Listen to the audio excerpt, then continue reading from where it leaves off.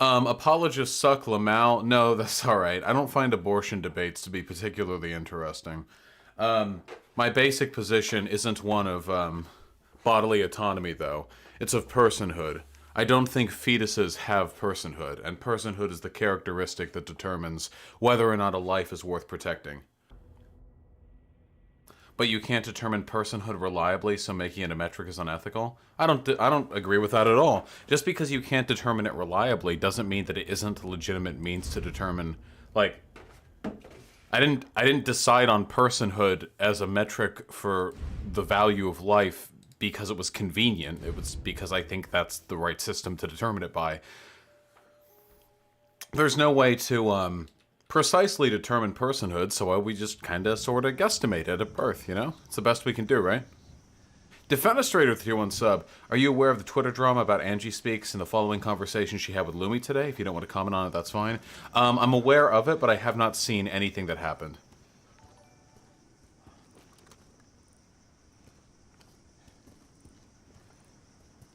Is that fucking noise coming from the game? It is. Those are like crickets or something. My god.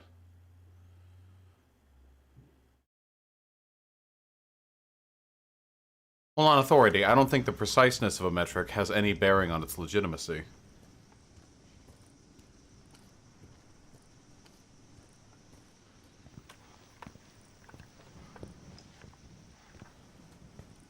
Going down. T. T. Come on, man. Not you too. That seems anti-consequentialist. What? No, how? Oh, shit. Damn, you sure let that guy get really fucking close to you. It has to be usable to be viable? Wait, that's not non-authority. That's not how ethics works. Wait. Shit, it's locked. You stay on the door. I got this fucker. Like, we could, like, really quickly, you know what would be really easy? What if we just set up a color gradient and everyone who's darker than a given threshold doesn't have a right to life and we just, like, kill them, regardless of their age? That's an extremely easy and empirical determinant to like, decide whether or not somebody has a right to life, but that doesn't mean it's, like, ethical. Like, there's no relationship between, even from a utilitarian standpoint, the conciseness and ease of use of a threshold and its viability as a means of determining personhood. Come get some. So did I just... We just shoot you? I've got a rifle.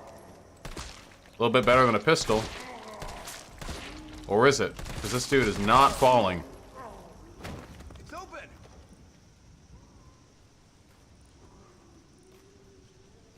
Yep, non-authority. That's not... Non-authority, that's not how it works. You can't... Okay, nothing. Never mind. These stars.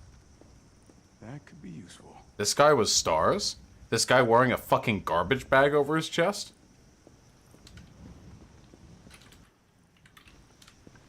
I want Carlos to beat me to death? Yeah. You're weird, my dude, but I still love you. Wait! Okay, I don't think there was any inconsistency in my position, but that's okay. All right, we're here. You know what doesn't have personhood? Fucking zombies. We can all agree on that. Oh, shit! Where'd that cop go? This is Resident Evil 2! We got a job to do. If our intel's still worth a damn, then Bard's in the STARS office. Let's find him and take him into custody. Cut? I thought this was a rescue. Have I seen Hunter's new video? Only its title. I've located the STARS. Take a look at this, okay.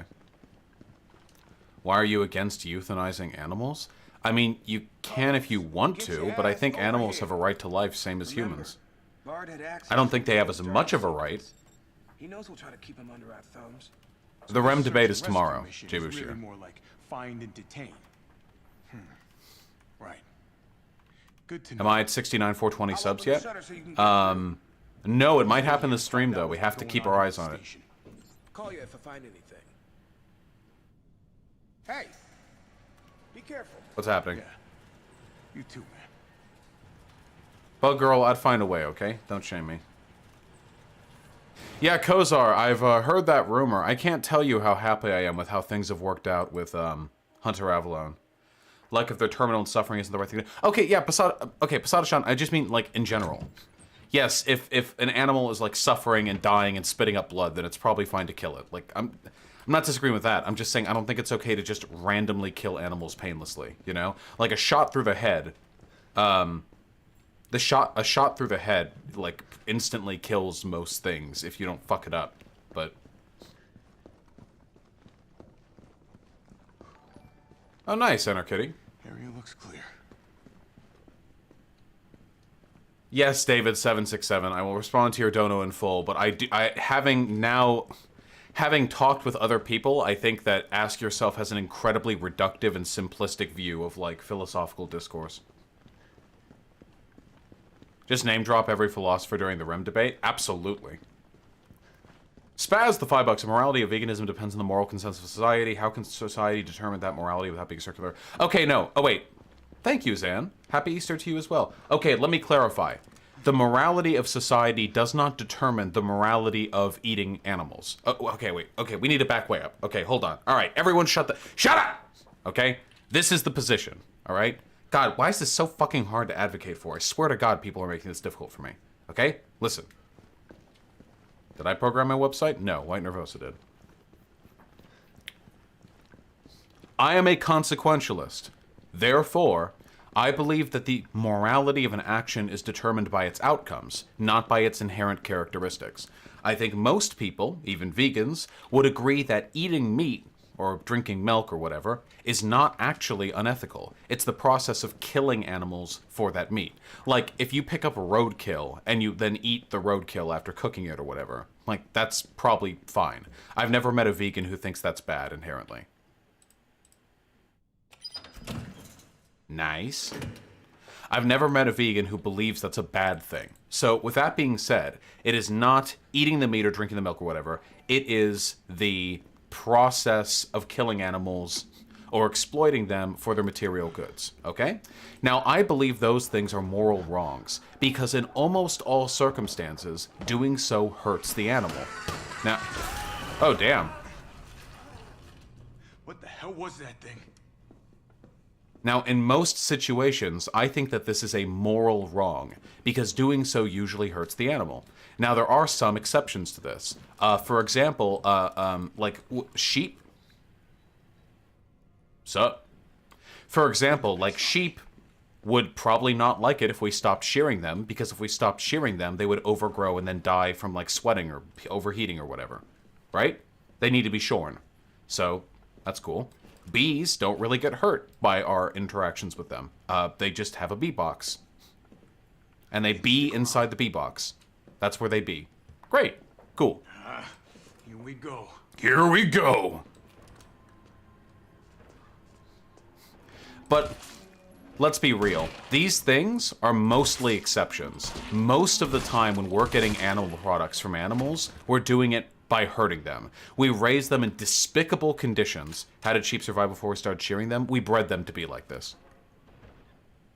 Yeah, I know, Hyena. I'm speaking just of the exceptions, so we can get all the edge cases. Hey! Bucko! I'm just trying to get the edge cases out of the way, okay?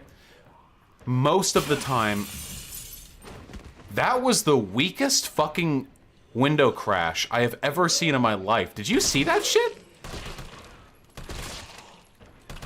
That was like some bargain bin, like sugar glass stunt double shit right there. Like she just fell through. Your paycheck's in the mail, bitch. Hey, yo!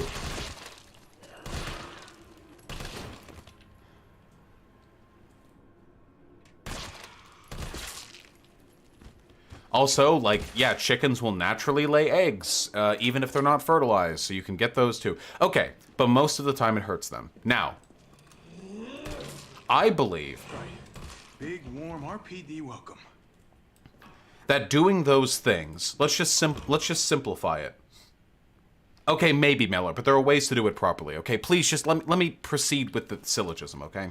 Now, since most instances of animal product harvesting are unethical, from my perspective. Let's just simplify it and say that all of them are, because this is a really complicated ethical question, and it's much easier if we speak in generalities. So, when you buy meat, you are giving money to a company, and that company is being paid because they did something unethical to an animal. What's more, because you purchased that animal product, they now know, as per keeping up with their supply line, that they will be rewarded monetarily to continue to act unethically, and they will replace the product that you purchased with more product. That is how they meet the demand, right? Now, there are some levels of abstraction here. After all, we're not talking about you killing or torturing an animal. We're talking about you paying a company to provide you a product. T, you copy? There's something real Cap. nasty in here. I don't know what it is. Something nasty. All right. I'll take a look with the cameras. Watch your six. Cap.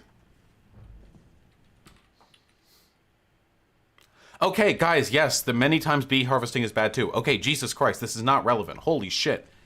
Do you think I'm gonna like disagree? Do you think I'm gonna like learn about like bee harvesting sometimes also being unethical and be like, no, I am hardline principled on the vegan bees? No, come on, Jesus Christ. I'm just trying to lay out an incredibly complicated issue. Fucking Jesus. Hey, whoa, chill. Whoa, chill. Hey, whoa. No. Fuck. No. Oi. Okay. So, there's a level of abstraction here that isn't really present with most unethical acts. After all, you are not personally hurting any animals. What you are doing is you are... Here we go. What you are doing is you are paying a company who then is financially incentivized... Ah! Oh, I forgot I have a dodge. Shit.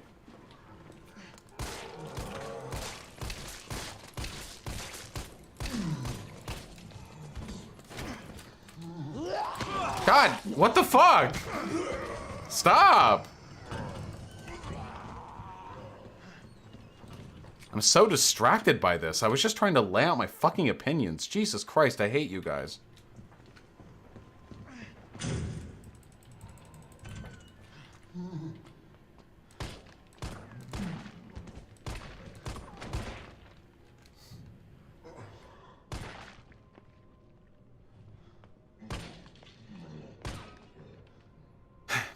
So the point I'm getting at is that there is a level of abstraction when it comes to the unethicality of purchasing meat.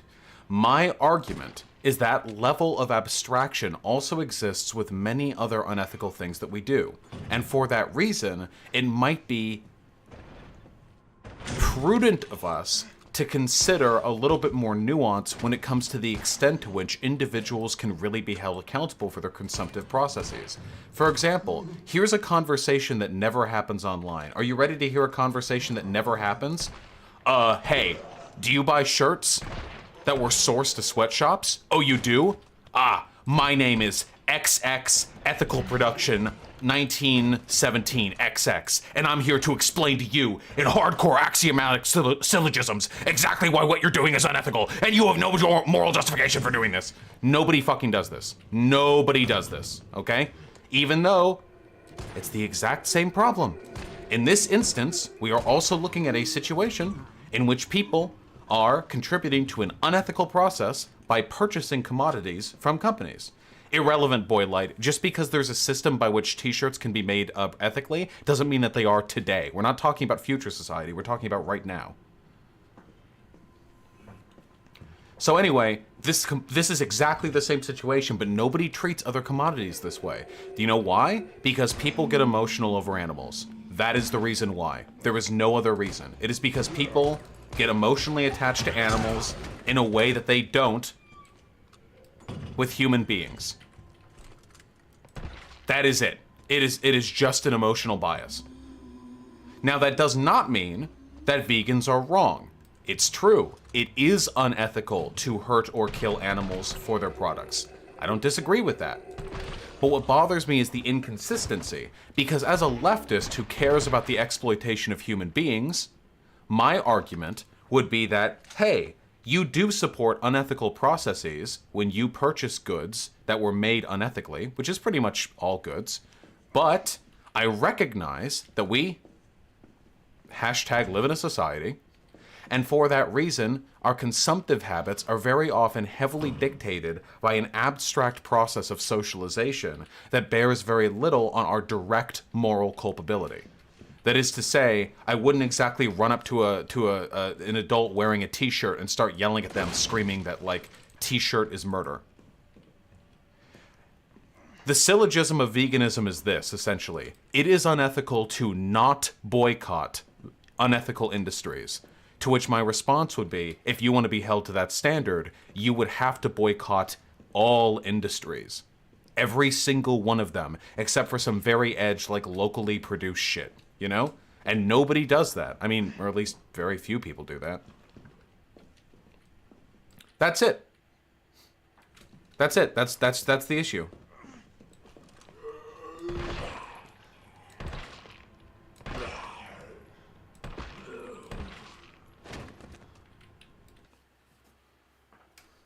Yes, that's true, Posada's John. It's not as though vegan food isn't also very often of an unethical production line. Hold on, wait 1 second. My audio is being weird. I think I didn't switch the thingy.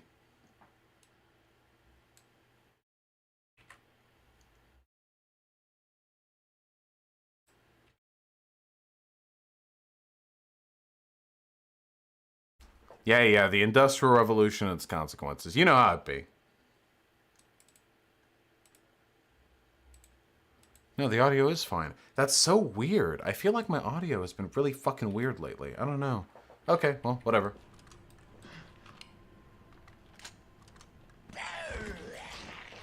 Yeah, Helena, but that's more of an edge case. I'm talking about arguments that would apply to, like, everyone. Not just, like, people who need meat or people who are from different cultures or whatever. Kind of fucked up shooting cops. Nope! Rolling tit with a tier 1 sub. Thank you, comrade.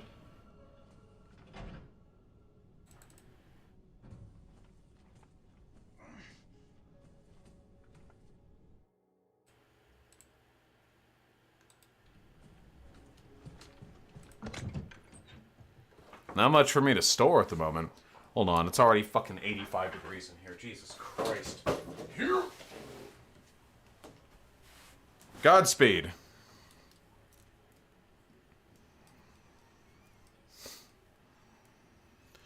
Wouldn't that mean boycotting any specific industry or place of business is inconsistent? Well, that's the thing. I don't mind it if somebody wants to do one good thing rather than every possible good thing.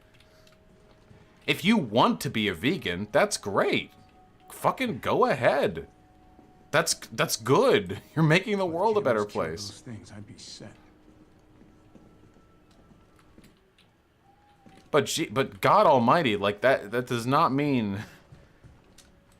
that you can go ahead and call other people monsters for not boycotting one industry when you're fine participating in every other fucking industry.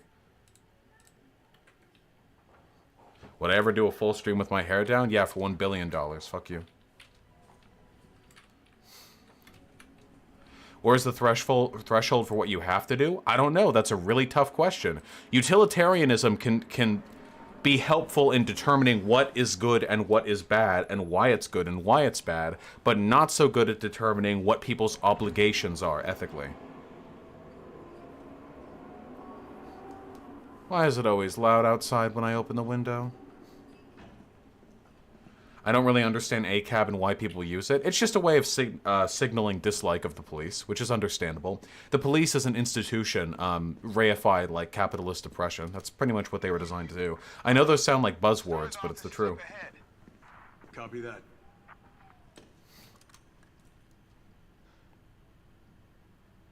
Well, Mellert, it's not about inspiring empathy or apathy. You can be vegan if you want. You can also boycott, like, unethically made shirts if you want. But nobody gets fucking uppity about people who wear shirts, and it's weird to me that people start acting uppity about the vegan shit. You have any suggestions on what we can do? Yeah, push for animal rights. I push for animal rights all the fucking time on this stream. I talk constantly about my positions. Veganism is a good thing.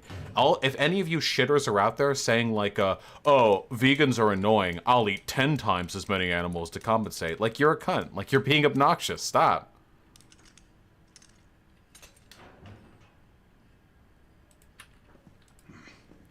Better not. Better not? Oh, because this is the one that has the zombie in it that pops out when the other one gets here. That's right. Shadow B, to say the zero waste community acts in the same way as the vegan community is not realistic to me. I do like the term reify a lot, Callisto. It's just a habit I've gotten into. Okay. Wait, why was there no audio from that? I didn't hear any audio from that. Guess we'll be doing this the explodey way.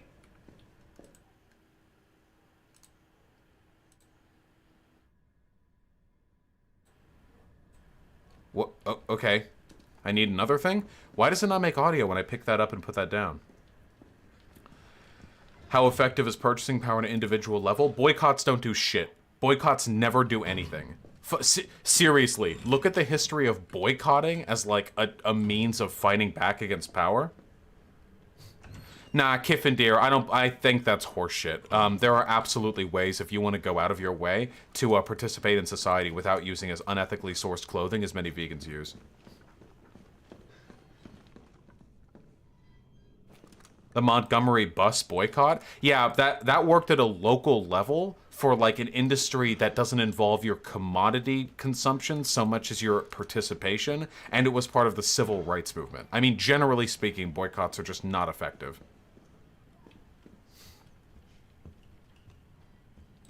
Is this a police station from RE2? Nope, completely different one.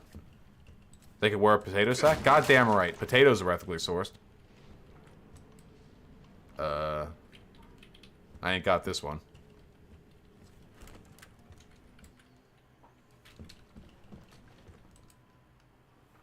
Why is it not making a fucking noise? No, friendly centrist, I don't think you get positive utility out of slavery. Is it cap? But we did cap. We did cap on the last one. This one can't also be cap. You fucking idiots. You stupid piece of shit. Oh, shit. Thank you, comrade. If only that popped up in the fucking site chat. I'll take a look at that in just a second. What are you planning? I fucking...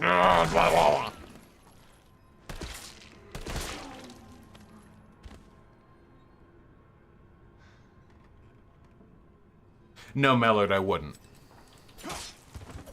Because abolitionism didn't get off the ground because of very nice farmers who didn't buy slaves. It got off the ground by murdering the South.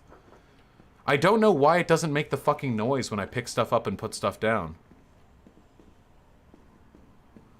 Yeah, friendly centrist, I don't think utilitarianism leads to slavery or anything. Are your headphones connected properly? Wait, are you guys hearing that noise?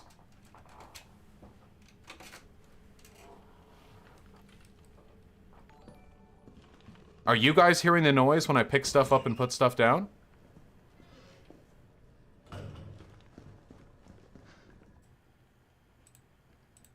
Yeah, it's completely silent.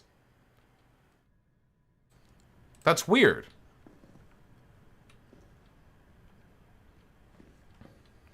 Huh.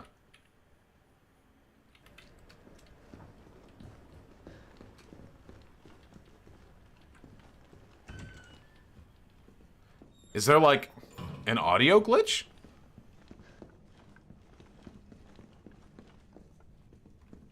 Wait, and that noise didn't just play for me. What the fuck is going on?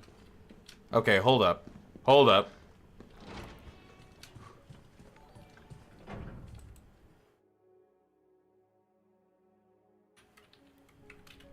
Yeah, there's no noise. Yeah, hold on. Okay. We good now? Frittering with the tier 1 sub. Yeah, I have seen the dossier leaks. We'll be talking about it tomorrow.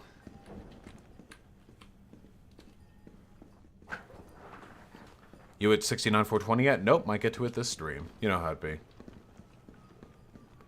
Plasma Dragoon. I actually tried to get Chew on Head for the Theater of Consumption campaign for a little bit.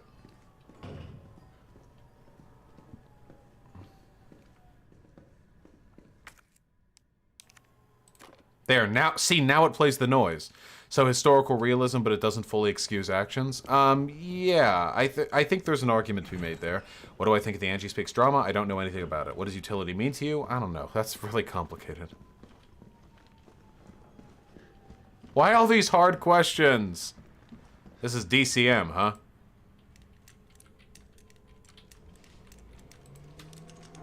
Sick.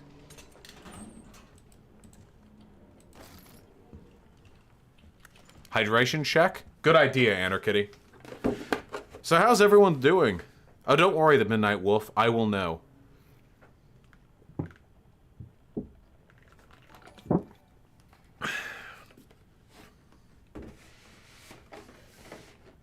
Thoughts on thoughts? Is it ethical to have them? I don't really know.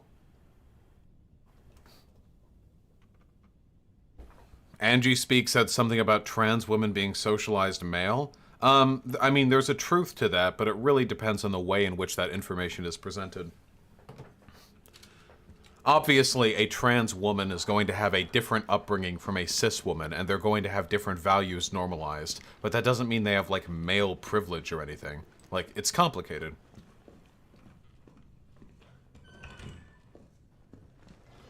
So I need a battery. I got a key, so back I go?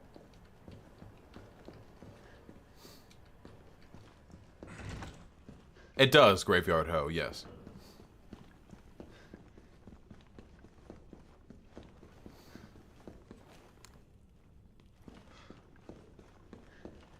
Whew! Yeah, sorry, Silky Throat. No, friendly Skeletor, it's possible. Oh, dude, speaking of Destiny...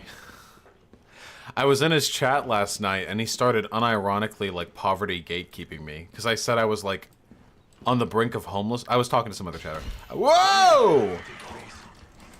I said I was on the brink of homelessness before I started streaming, and he was like, what do you mean? Couldn't you have gone back to your parents or something like that? Whoa, whoa, whoa, whoa, whoa, chill! Well, yeah, of course, Hyena.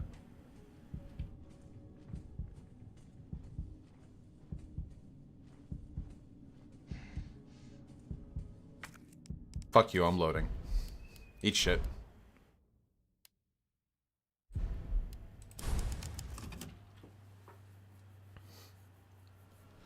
I don't think there's any chance of having an amicable relationship with Destiny. I gotta remind myself of that.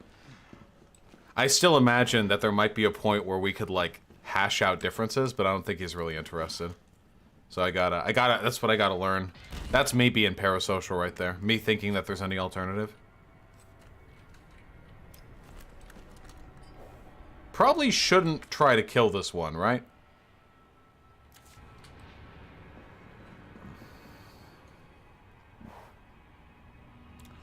Why do we still use the term trans woman? Shouldn't we just say woman? The same reason we can say tall woman or black woman or brunette woman. It's just an adjective. Doesn't make them less trans. I mean, sorry, it doesn't make them less woman. God, I just want to put this guy on the grill. Look at all the marbling we could get out of him.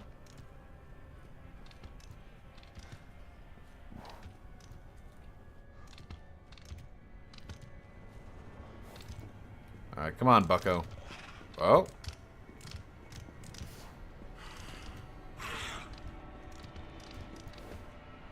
All right, come on. All right. All right. Aeon Windsor, I think Rem will be tomorrow. Spaz the $5. There's going to be 3 2020 elections. Would you rather vote Trump once and Biden twice or abstain all 3 times like you do for Bitcoin? I'm riding with Biden, my dude. I'm going to fucking vote Biden. I'm writing in Biden every election for the rest of my life, okay? I'm committed. What is Vaush and Rem going to debate? Fuck if I know. He started, like, shit-talking me on Twitter for reasons that are still unbeknownst to me, so... Well, yeah, sweet potato, but then you just have to factor in conditional utility. At a certain point, those $20... Well, wait, just because it would bankrupt you doesn't mean there's still not more utility. Even if you have no money left, even if it's bankrupting you, the homeless people still need those $20 more than you. That's not an excuse. If we're saying every action that is good is an action we ought to commit, then we're necessarily saying that people should be bankrupting themselves giving to charity and homeless people. The utility may be conditional, but it's still always going to be higher giving to people who have less than you. Hey, whoa, whoa, whoa, whoa, jabroni! What happens if Biden dies? I don't know. I laugh. We take the black pill.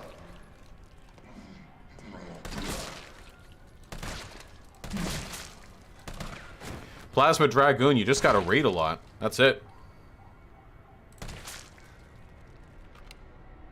Who the fuck is Rem? Rem is like a philosophy undergrad who hasn't even graduated yet, who's also apparently like the greatest philosopher in the world. Gusetta with a very generous $11. Thank you. Feeling pretty awful today. The UK is full of racism, both in government and the public, and it makes me scared and angry that I had to be born Asian. Yeah, I'm really sorry, comrade. You should come on live over in Los Angeles. Lots of Asian folk there. Probably slightly less racist to them? I don't know. Okay, Spar, then just keep doing it till you're completely fucking bankrupt, right? Do it until you're just about to die, and then stop.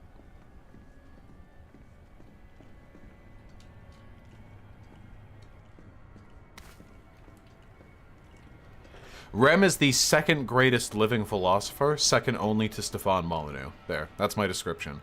So I can't open any of these? Oh, well, yes I can. Which keys are missing? 2 and 3? So I could do 104, 106, 109.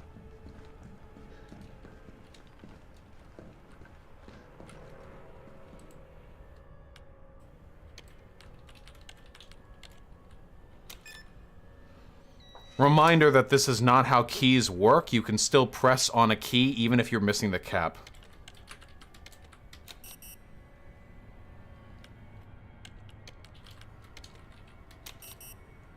So 105? What?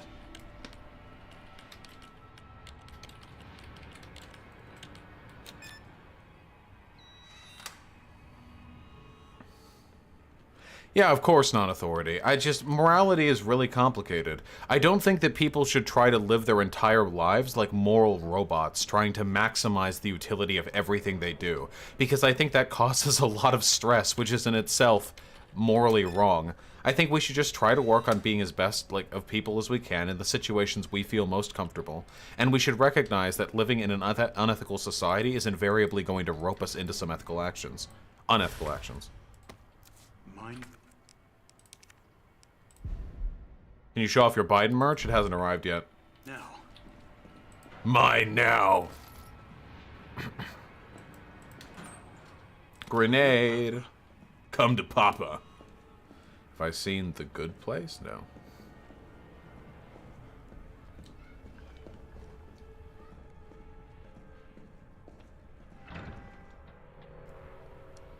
Thomas Soprano, I'm not a vegan for the same reason that I don't buy all of my clothing from highly ethically sourced outlets. Because I don't want to.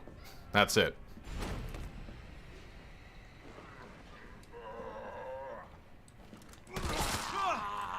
Ah, come on! Why can you never throw them off when they act like that? Yeah, just climb right on up.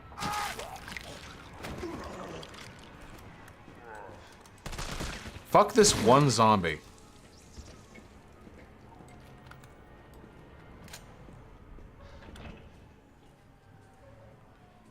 It is so loud outside. Holy fucking Christ. Why the fuck?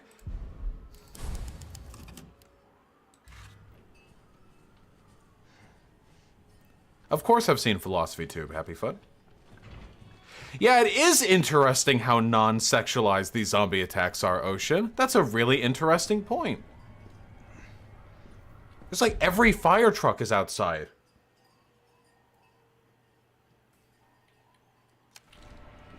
Hot take, inherent moral truths don't exist? Yeah, what am I, a moral realist?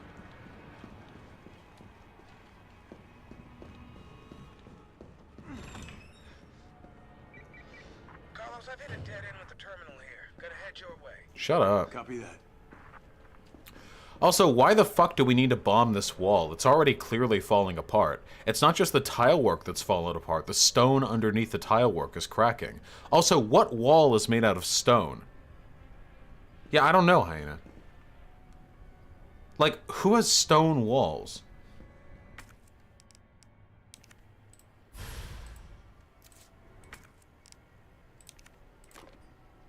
Three minutes, huh? Concrete wall and plaster? I guess I've just never been in a place that had concrete walls. Hey guys, just a PSA. Hey! Just a PSA, if you're ever blowing up a wall and the bomb is right here, don't hide from it right here. Okay? So after I get to the $5, so in 10 minutes my neighborhood is supposed to go outside and howl at the moon. Facebook event, should I do it? Absolutely you should. Are you kidding? You can meet the love of your life.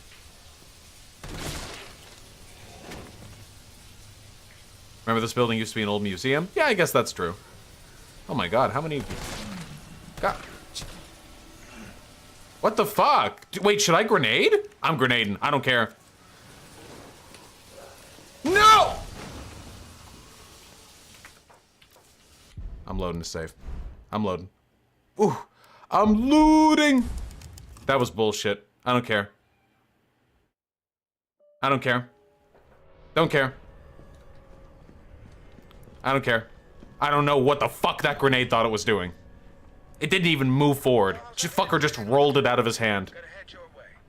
Copy that.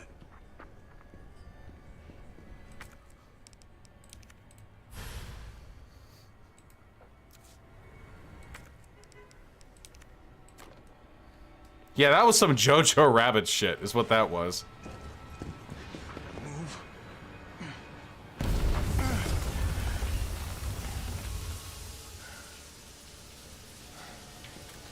I'm just gonna delay the zombies coming out until there are enough of them.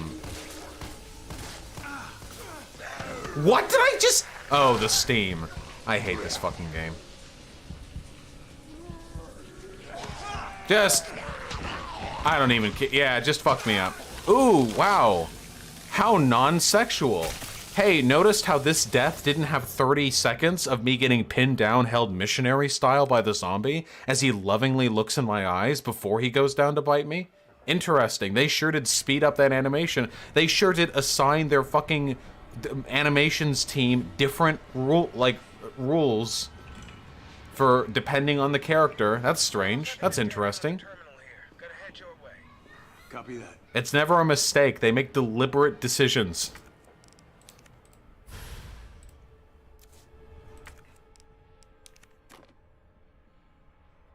Okay, we're just grenading. We're nading.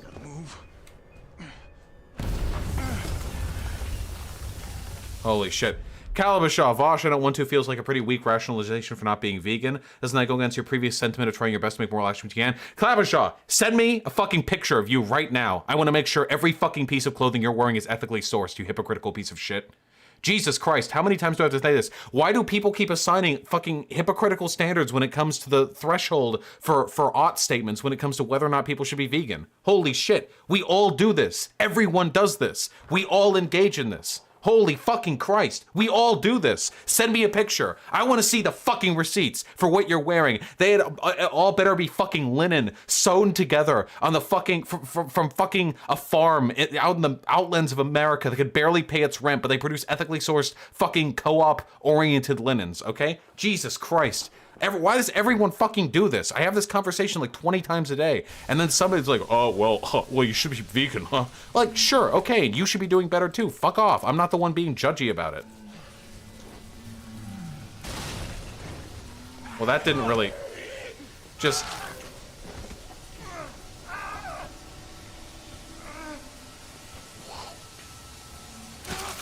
Well, wait, well, okay. Well, hold on there. Well, hold on there. That animation did do a little, we had a little, okay, all right. Okay, no, okay, all right, okay. That one was a little gay. That was a little gay. People not wearing ethically sourced clothes isn't a valid argument for ditching veganism? Damn! And ditching veganism isn't an argument for not wearing ethically sourced clothes, you piece of shit.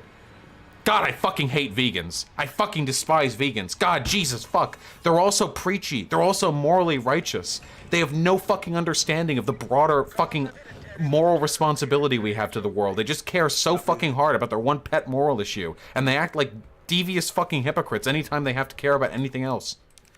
When it comes to veganism, they're like, oh, there's no moral justification. You could absolutely live your life in a way to minimize animal suffering. When it comes to every fucking other commodity they purchase and consume that's unethically sourced, oh, well, you can't really expect me to do this in society? Fuck off, dude. Jesus Christ. Just accept that this is just a part of living in an unethical society. Quit fucking burdening me with this imbalanced moral obligation.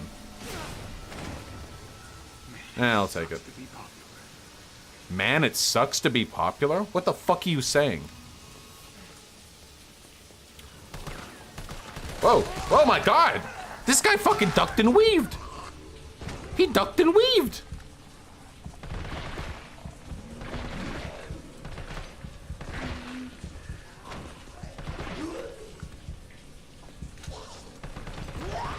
What the fuck?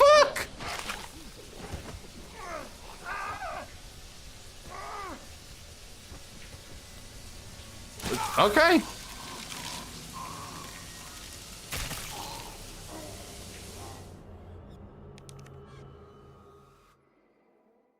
Literally just back up? I can't. There's like a steam vent right behind me.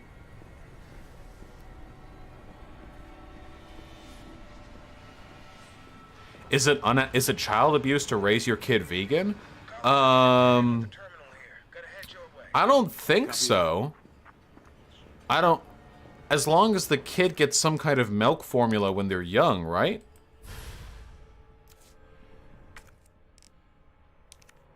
Is it? If it stunts their growth or like hurts them in any way, then yes. But otherwise, no, it's fine.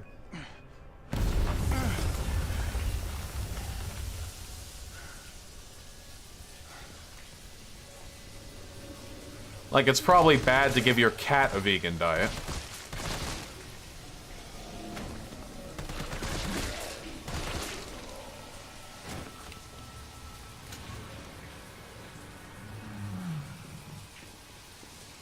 Okay, here we go. Here's our shot. Nice! There we go.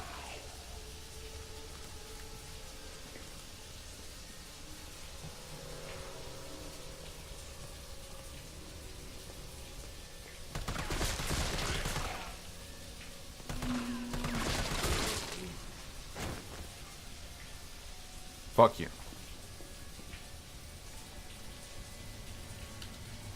Luca the Horde with $5. Hey, been watching you for a while. This is my first stream on the website and interacting. Happy heckin' Easter. Drawing TNBC fan art, so, well on, so it's time. And that's where it cut off. TNBC? What is that? I don't know what TNBC is. But thank you! Happy Easter to you, too. I really appreciate that. TNBC. Oh, God! Why? I left an upgrade downstairs?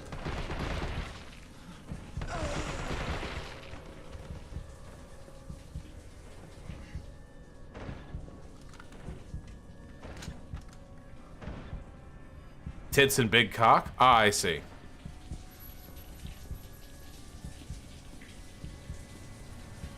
I don't think I can go downstairs.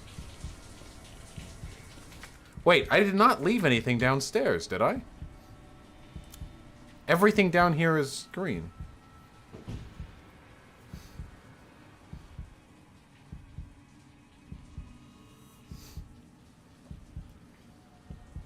Kalabasha, there is a difference, and it has a lot to do with societal normalization, and I think there's a very complicated argument to be had, but there is no difference between the arguments for veganism and the arguments for ethically sourced consumption. I didn't go in the West office at all? What? Son of a bitch! I'm looting! There's 1,100 people here? What the fuck are you guys doing? Happy Easter. I missed a whole goddamn door.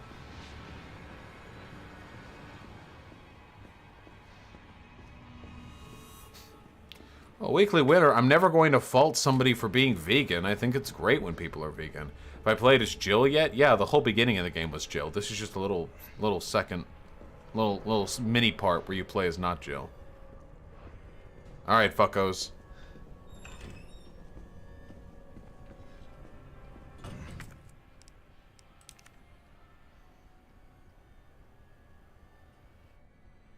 Well, I don't know about their frame of mind, Comrade Sam, but it certainly would be for me.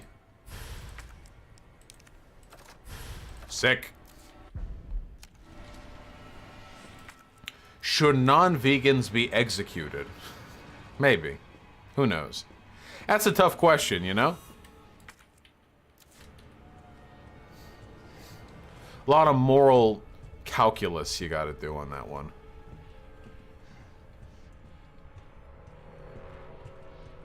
Mega Drive, then you and you alone have the right. That's true, Posadas John. What's your opinion of Oxbow Lakes? I don't know what the fuck that is.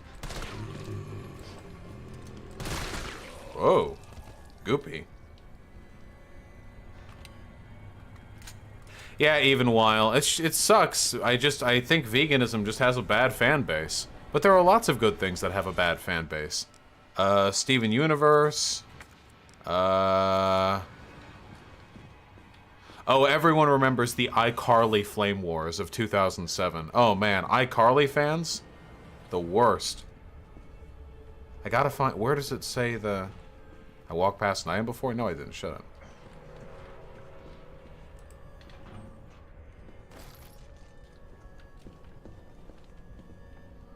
Please don't bring that back. Yeah, true. Did you just make that up? Yes, I did. Hold on. No, no, no, no, no. Ah!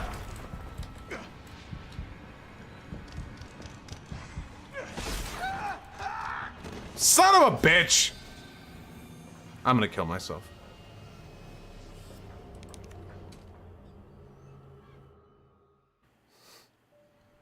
That's what I get for moving fast. Alright, we're min-maxing, baby. Should I just combine all the green herbs?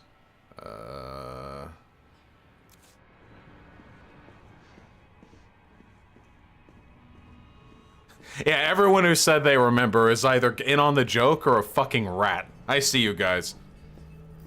Yeah, lots of good things have bad fan bases. I never really experienced the Homestuck fan base because I only read Homestuck after Chapter 7 came out, or Act 7, sorry.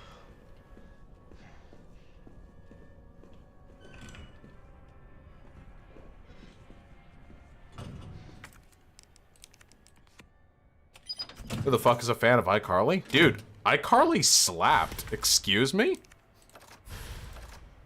You read Homestuck? Yeah. Why? Twice. It's a good story. It's weird. It's interesting. I like avant-garde stuff like that. Have I seen the iCarly Fire Emblem fan game? That is amazing, but I have not.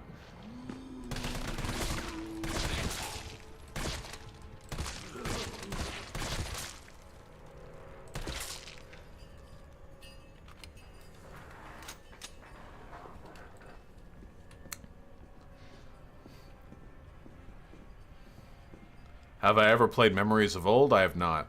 Where would I find the code to this? Didn't somebody in chat type it out earlier?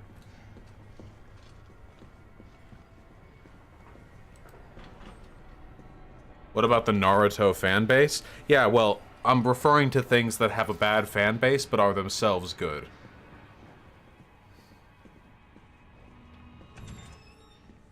I haven't seen Deep Space Nine.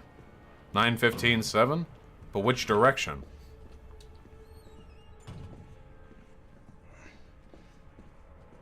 I already found the document with the code? Oh, I see.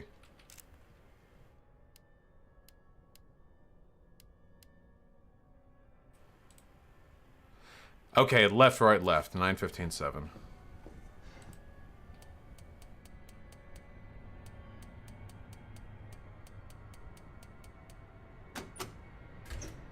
Sure.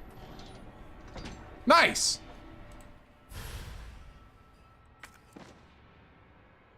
Super cool. Naruto was okay. It was better than I thought it would be. I'm not a hater.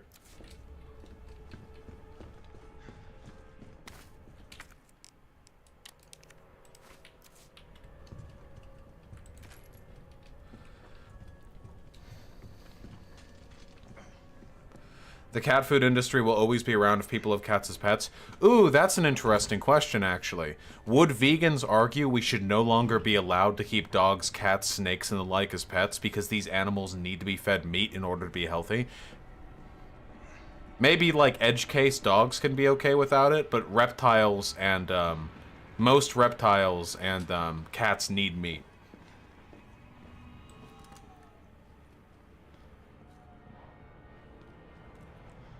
I like having a cat. I don't want to get rid of my cat.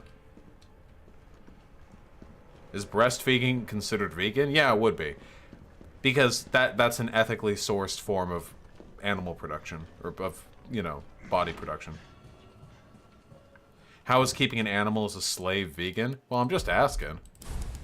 But you provide a better life for an animal inside than it ever could outside. Most animals live short, frantic, frenetic, pain-filled lives on the outside. No medical care, no security, high chance of starvation or being mauled by a larger animal. By keeping it effectively as a slave, you're usually giving it a much better life. Is this not an improvement?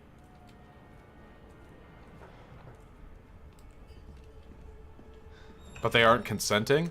Well, different people think consent is relevant with animals to different extents. Copy that. Do animals deserve reparations? True.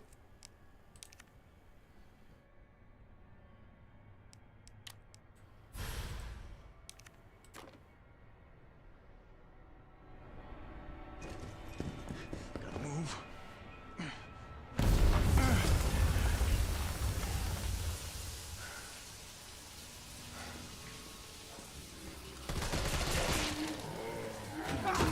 Whoa!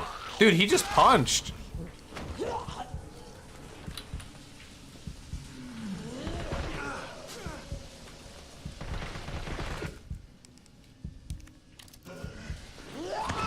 God damn it. Oh! How do you know?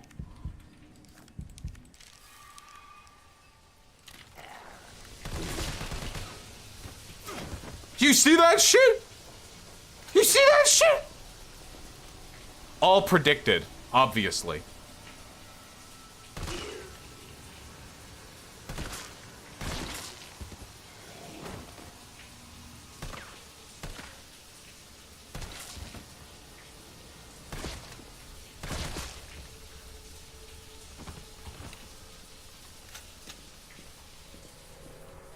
One at a time, take a number.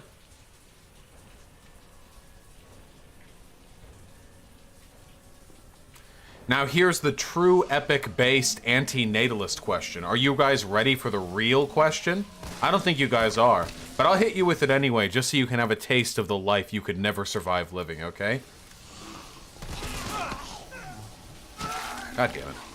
If we take a consequentialist approach towards,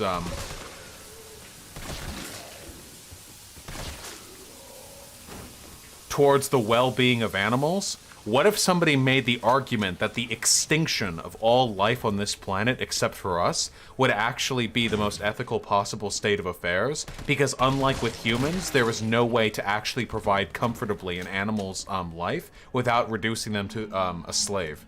Essentially, that the state of nature for animals is one of self-perpetuity, but not one of well-being.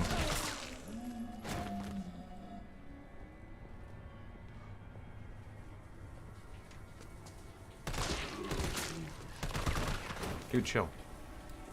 That doesn't even make sense? Yes, it does. The average animal lives a frightful life out in nature. It is constantly suffering. On the brink of starvation, it has to fight essentially every other animal that it encounters. Most animals live in a perpetual state of stress. If you could make the argument, then, that it's unethical to keep an animal in your house, even if you're improving its life, because to do so would be to reduce its autonomy, could you not then make an argument that as stewards of this planet, which we unarguably are, the world would actually be a better place if we were to eliminate all animals? After all, it's not as though we're the only thing killing deer for their meat. Wolves kill deer for their meat. Should we exterminate wolves? If we do so, we upset the balance of nature, but it seems the balance of nature is perpetuated through the exact thing vegans are trying to prevent from happening.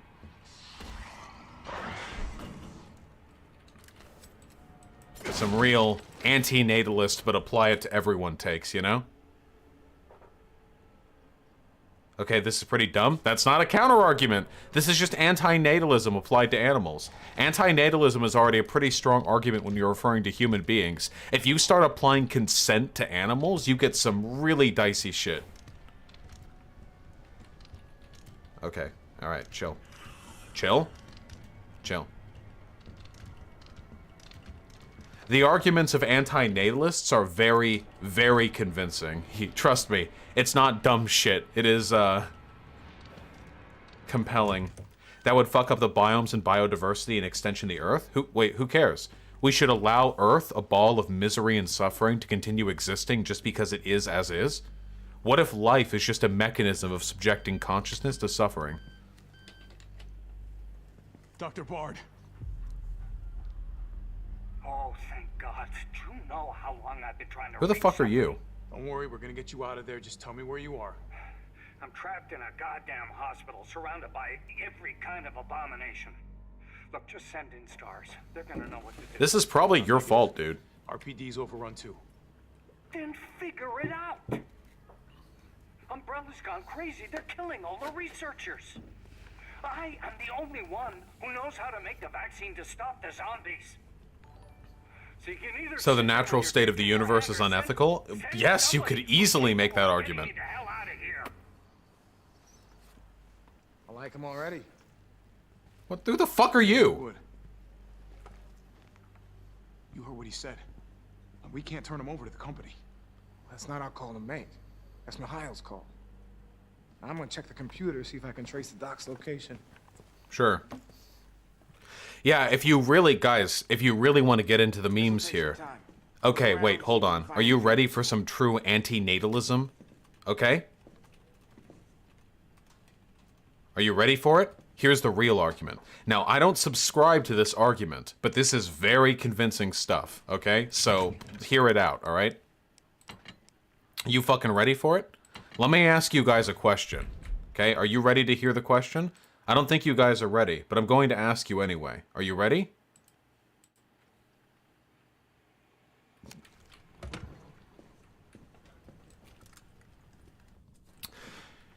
Is the following scenario ethical? One in which you take 100 people. You may have heard this before if you've watched Destiny, but this is a pretty common anti-natalist argument.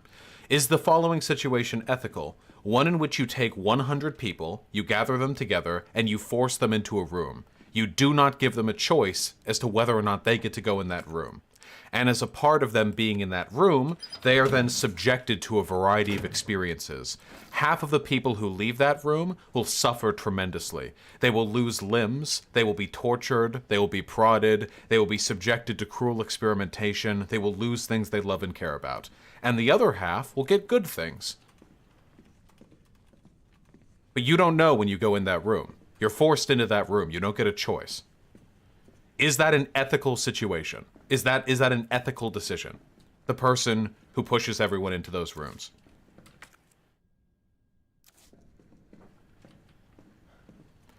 I think the pretty obvious answer is no. That's pretty unethical. Because the people who go into that room don't have a choice in whether or not they go, and the experiences they have in there, whether or not they're good or bad, are not ones they meaningfully consented to. Now here's the question. If that's unethical, why do you get to have children? Why do you think it's ethical for you to put another being into life?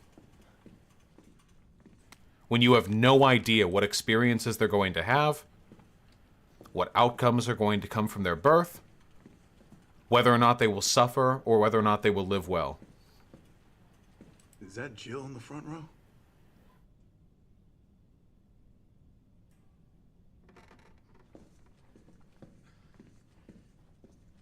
Your offspring could always kill themselves? Sure, but so could the guys entering the room. That doesn't really make it more ethical. One is a bit of a better idea how they'll raise your kids. You have no idea whether or not your kids are going to suffer or thrive. And what's more, you can adjust the calculus if you want. Say that 90% of the people who enter that room end up doing well and only 10% end up suffering. I would still argue that it's pretty goddamn unethical. But I understand this is which is why I won't have children unless I'm economically well off. Do you think being economically well off is going to keep your children from suffering?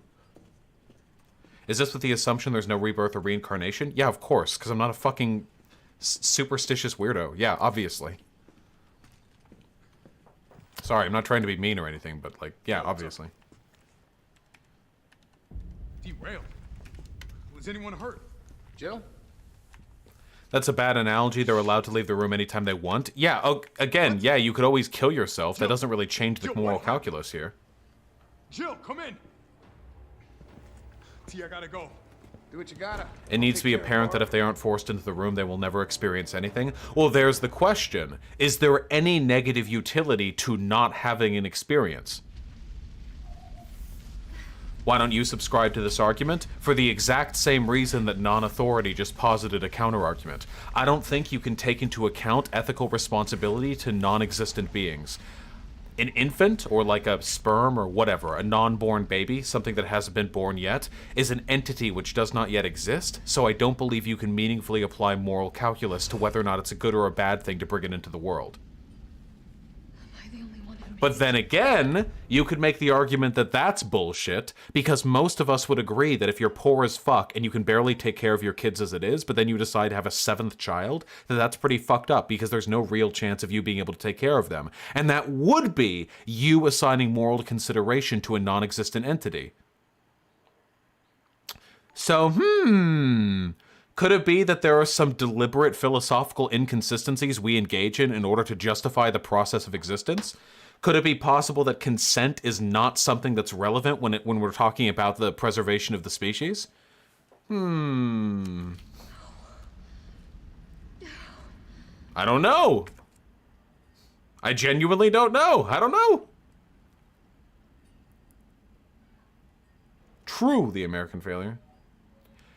Didn't Philosophy Tube do a video on this? I don't fucking know.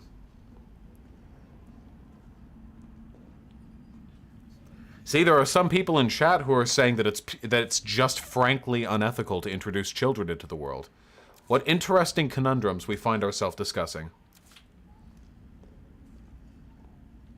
Well, Kaz, but you can never know for sure. There's always a chance of suffering. They never consented to being born.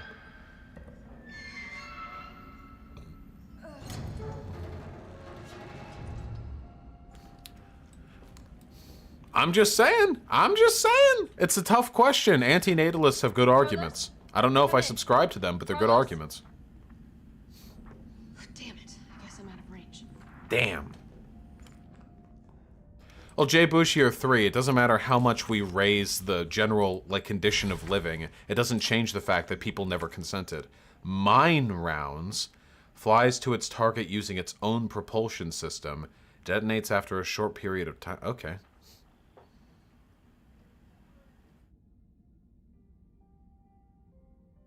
This one was interesting, but the vegan one still doesn't make sense.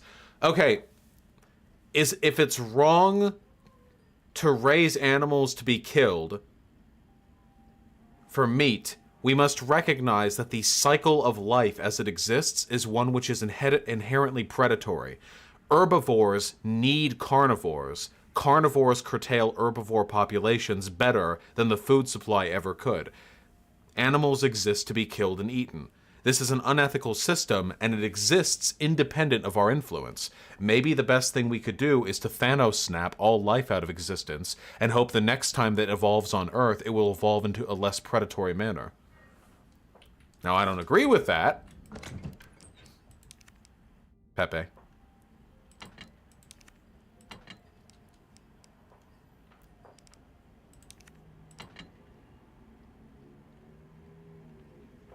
Maybe a wild virtue. I don't think he was that interested in having a good convo.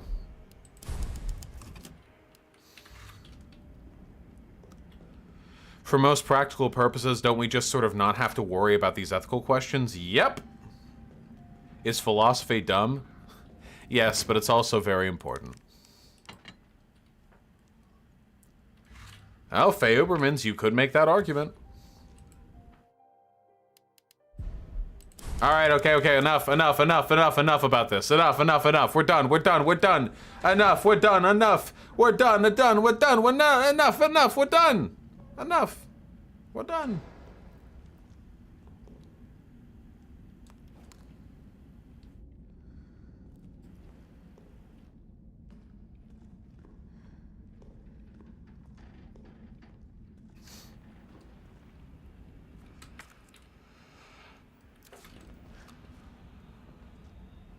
Oh, shit.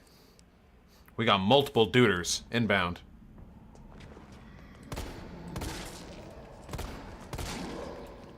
Oh, wait, we actually do have multiple duders. Shit. Hold on.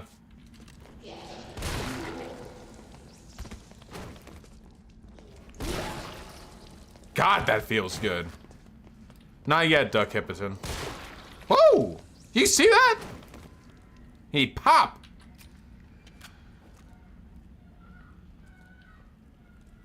Oh, wait, I could have just shot this, couldn't I? Oh. Oh, of course, it's not red.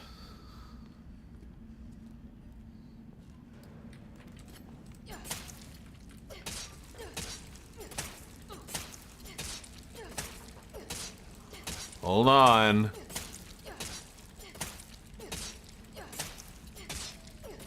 Hold on.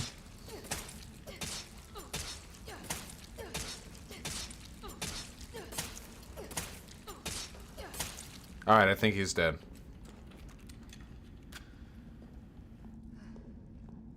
How do I look like Jill? What do you mean? Get like a haircut? I don't know. Probably lose some weight, because Jill's pretty skinny. I imagine most folks are fatter than her. I certainly am. Become a police lady? Thought I heard something.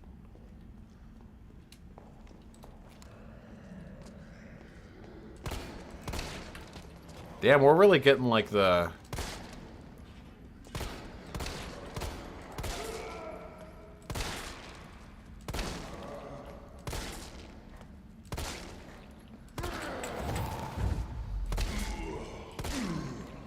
Getting like the gauntlet section.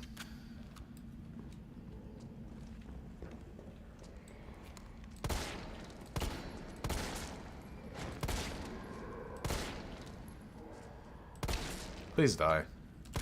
Please clap.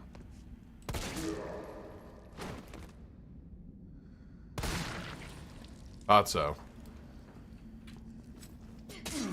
Hey!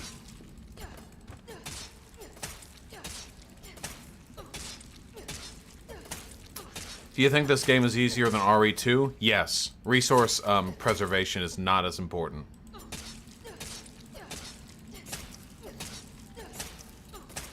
Wage Slaves Unite, that's tomorrow. GHX, $2, you're always right, but stop sounding smug in debates. I think sometimes sounding smug is actually an essential part of convincing people of the rightness of your arguments. Sounding smug, I mean, that's one of the reasons why people like Sargon, right? Sargon is the master of sounding smug while knowing nothing. And it certainly works for him because he has like a fucking million subscribers. It appeals to a certain type of person. Oh boy. Walker's still alive. I can't stay here. I do not have much ammunition. Escape the creature.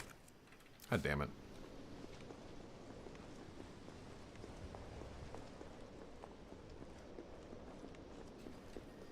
Who's the next big guy you'd like to debate? I don't know. I'll get something going. Do you think there could be such a thing as ethical rape? Yeah, of course. Aliens hold the planet hostage and say you have to rape someone or they'll destroy the whole planet. There. Now, is there a likely or practical situation for ethical rape? No, I really don't think so.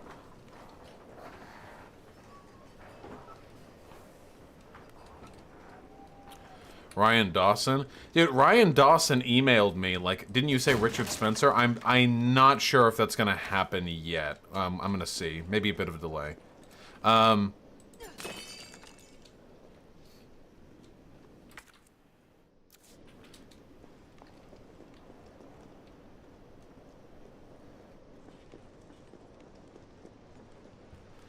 Yeah, but I don't know, like, Ryan Dawson has been, like, emailing me, like, because there was that one clip of him, like, saying Nazi shit, right? Where he's like, Jews did everything bad.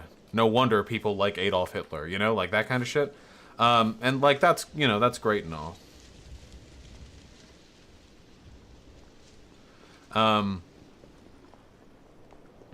But he's, like, saying he'd, like, destroy me?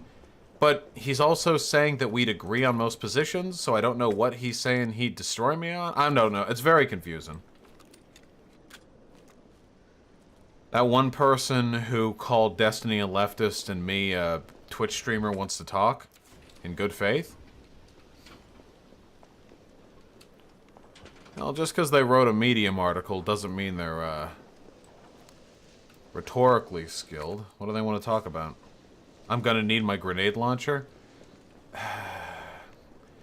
Yeah, this bridge looks like a boss fight arena if I've ever seen one. Yeah, I'll go back. Chappy Trap House, are you not a fan of ACAB? Is Destiny a leftist socially? He's socially progressive, but economically he's fairly reactionary. The way he talks about poor folk is pretty, conservative leaning. They keep popping up in Discord telling you to tell me that? Okay.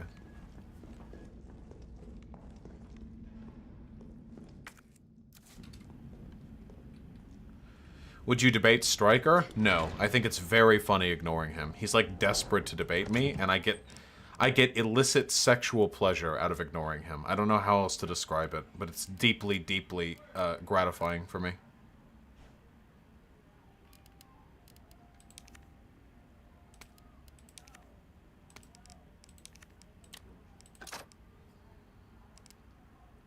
It just is. I don't know what to say. It's just, it's God.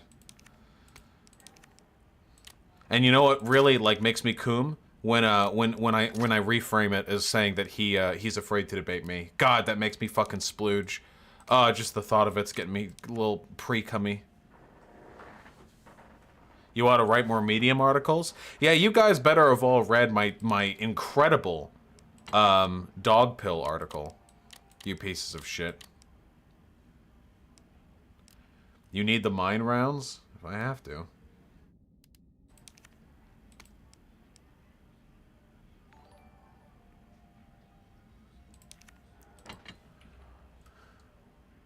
Wonderful, wonderful, the $2. How can we properly replace the police? We just have to make them beholden to different systems of power. I don't think there's anything fundamentally wrong with the idea of laws and upholding those laws, but the police as they exist are just a bunch of thugs who protect the bourgeois interest.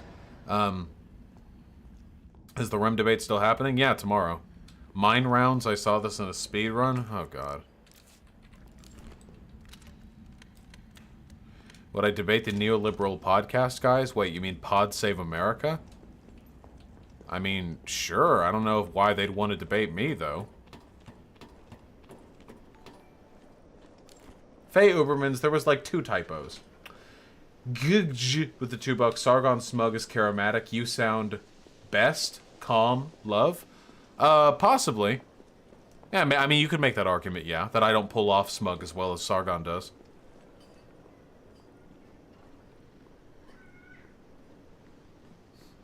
Is the dog pill accepting that dogs are cute? No, it's accepting that all women want to fuck dogs. They want to get fucking rawed by Bruno's 8-inch knot.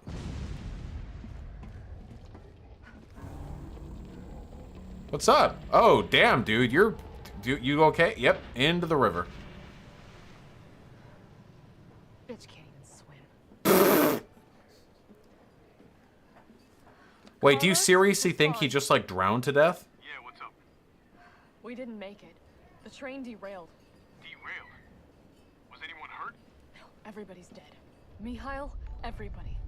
Ah, shit. Nikolai left us to die. Wait, what? What the fuck?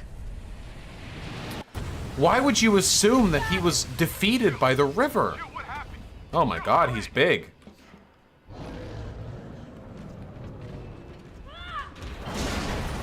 Wait, how could you move that? That was hundreds of pounds of steel. Am I even controlling this part? I don't think I am. Okay. Where did he get all this extra biomass from?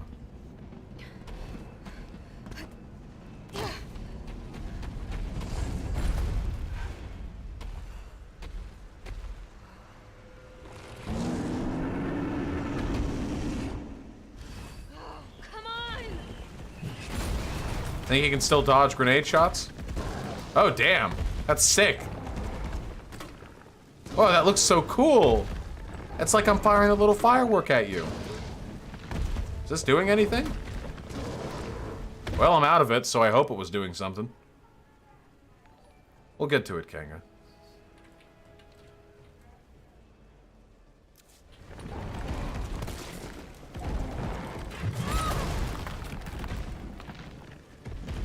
I don't know what you mean, Wild Virtue.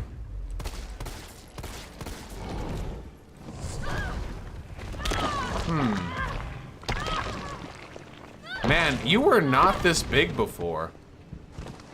Wait, I'm a what? I survived this?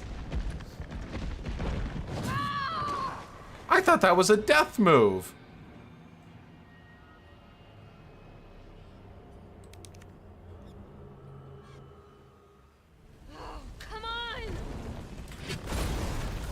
Alright, what's the arena? It's a big circle. Okay.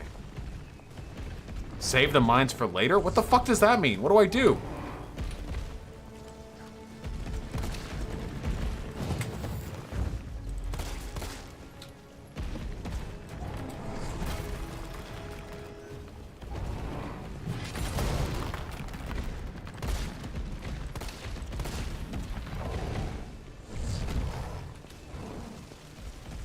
Gotta be resources around here.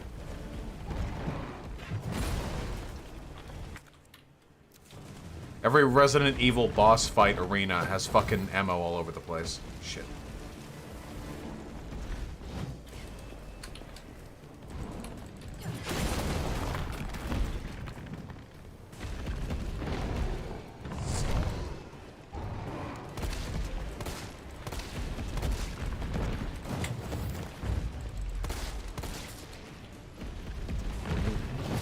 Fuck.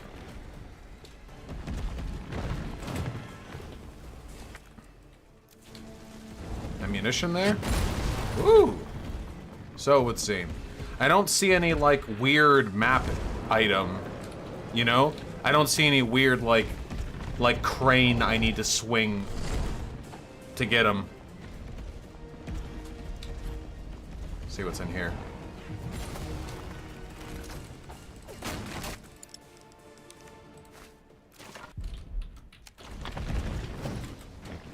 Alright.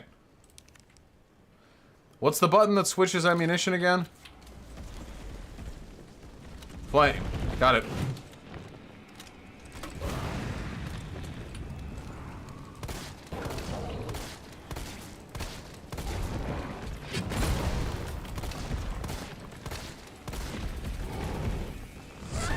Wait! I don't get a dodge?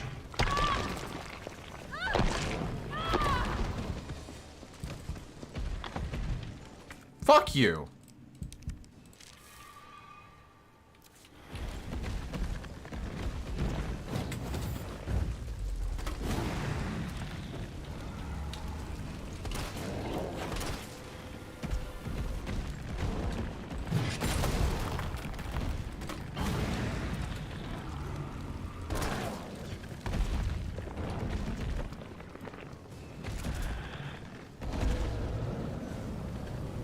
Oh, wait, then Wild Virtue, then we agree. I kept saying that. I'm a consequentialist. Of course the action of buying animal products is unethical. I feel like I clarified that in our discussion, but... Possibly, name user. Whoa, whoa, whoa! Sure, whatever. It's like some kind of animal. Yeah, yeah!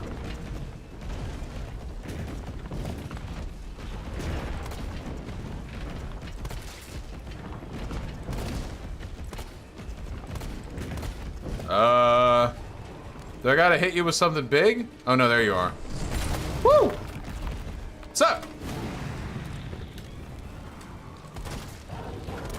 Got ammo to spare.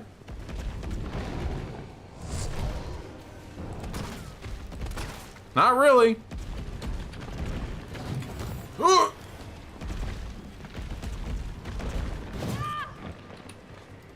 No, you. Oh, yeah, you doing it again? All right. Mine rounds. Let's hope I don't miss.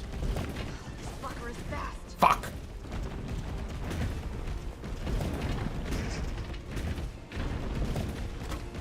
Yes. Ha ha ha. Kill you. Oh shit! That's your goop! Get the...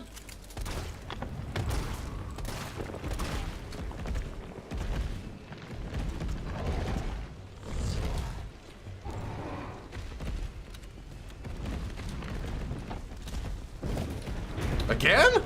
Alright, you're going the other way this time. Get the thing out. Get it out, get it out, get it out. Tracks. What's the pattern? Wait, one more rotation. One more rotation. Up and around. Shit! That does damage? Ah, fuck you.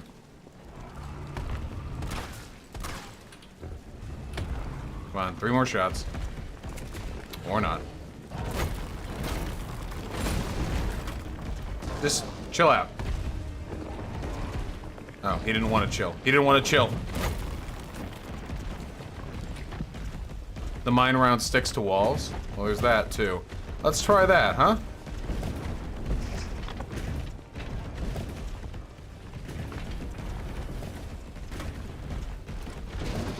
Ha! Why does he keep hitting me on the way down? Stop that! Oh, you don't stay down for long, huh?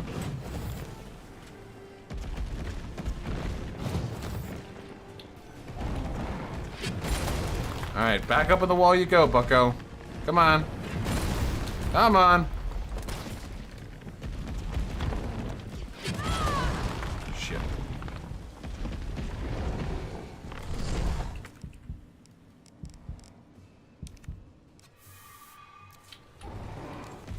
This is actually a pretty fun boss fight.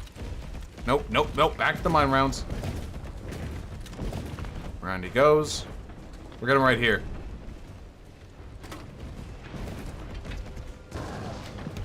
Would I ever do another response to AIU? No, I think that dude's like mentally ill. I don't want to fuck with that guy. He's a drama baiter. He just likes the attention. Oh, shit.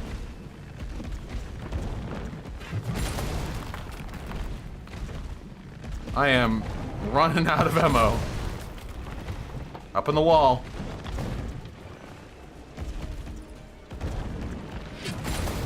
Ooh. Up on the wall.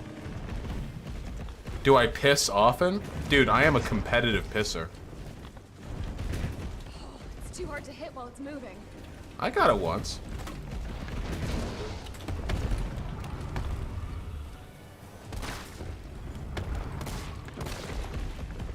My dude, I am out of ammo. You're gonna have to drop dead? Oh.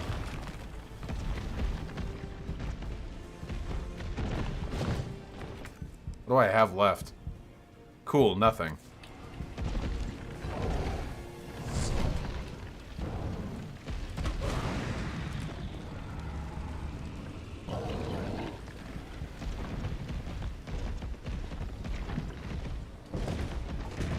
Well, I'm out of mine rounds, so there's still ammo on the map.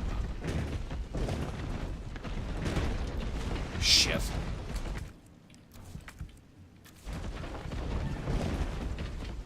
Go, go, go, go, go, go, go, go, go. 16 shotgun shells. Oh, shit. We still got some... We still got... Never mind.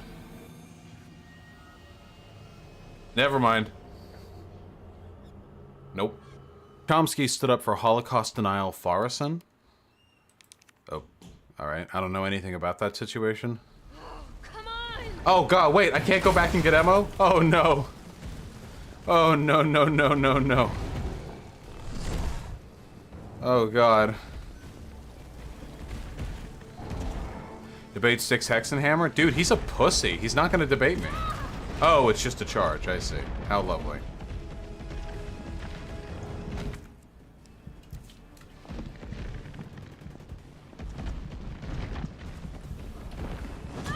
Ah, come on, dude.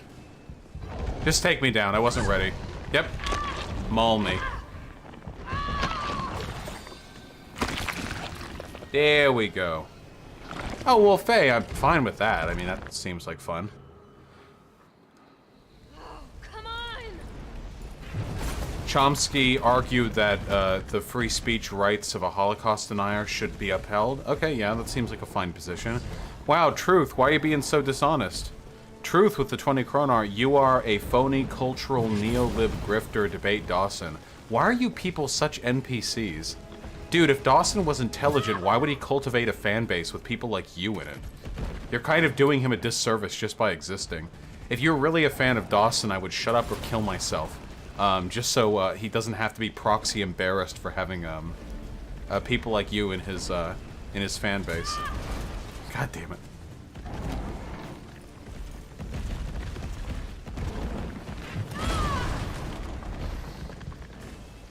Just do me in.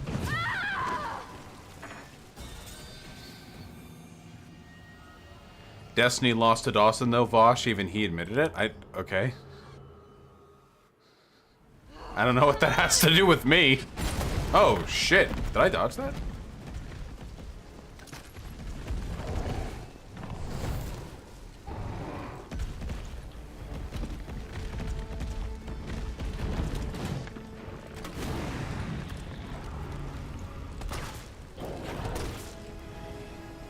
My best bets for getting the rest of the ammunition is when he's running around on the upper walls. You really went in, Vaush? Yeah, what the fuck? This guy keeps like spamming like random facts. He lied about the Holocaust denier thing. I don't know how that's relevant. And now he's talking about how I'm a phony cultural neo-lib. Why the fuck would I not like go hard on this guy? Also, it is like really weird. Like, why is it every time like weird like alt-writer-esque fans like try to goad me into debating their senpais, they're all like dumb. Like, why are these people's fans always stupid? There has to be a reason. I know the reason. I just want them to know the reason too.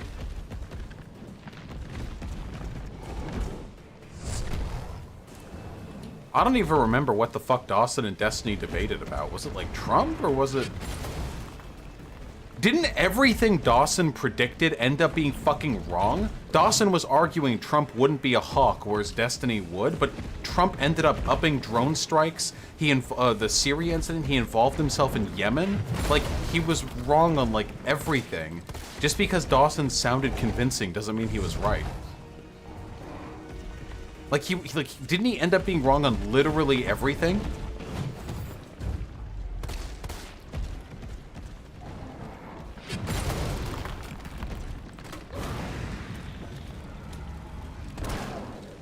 Okay, I think that means he's gonna do the run and jump now.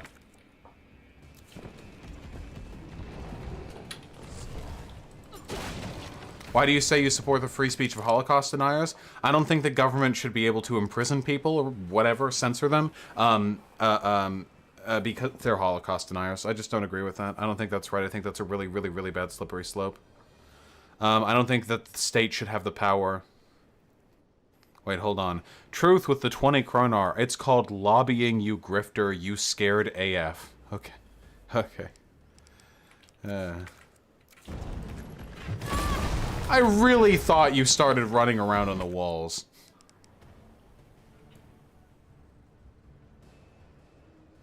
No, Thorn to Rose, Trump was bragging from the beginning about how he was gonna bomb the shit out of terrorists and their families. Trump was bragging about committing war crimes. Anyone who thought that Trump was going to be a moderate when it came to Middle East intervention had no fucking idea what he was saying. They just got blinded by all the fucking weird Hillary Clinton, like propaganda that came out. Like, Hillary Clinton is a horrible fucking human being. I'll never defend her, but at least she's a competent stateswoman. Trump was literally bragging about committing war crimes. I mean, it doesn't get more blatant than that.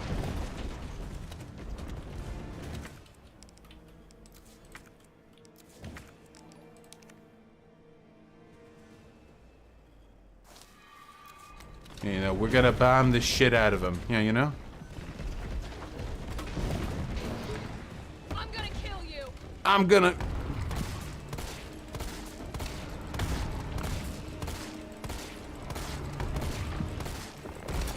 Goddamn right. Oh, I dodged! Oh, whatever. Trump doesn't compare to Bush though for war crimes? Oh no, not even close. Bush is the fucking granddaddy of war crimes, no denying that. Truth with the 20 bucks, you scared to talk about institutionalized Zionism? What? See, this is what I mean, like, this is Nazi shit. What the fuck do you mean by institutionalized Zionism? I'm an anti-Zionist. I got banned off Twitch for saying we should, like, nuke Israel.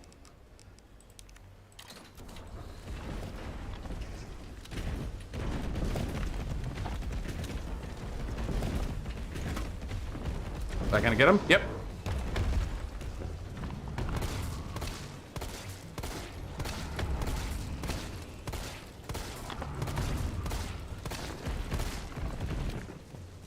You think a military coup could happen in the States? Yeah, why not?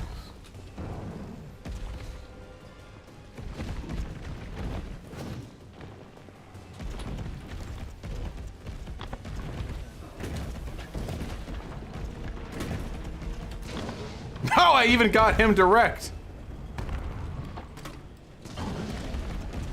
Ooh, didn't like that one. Ooh!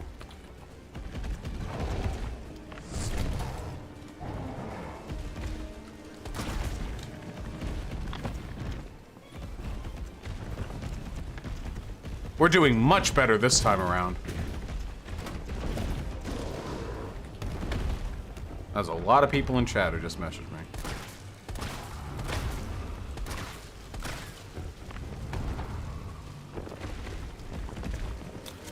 Friendly centrist, just because historically most countries have been formed by war doesn't mean it's good to like abet an active ongoing genocide.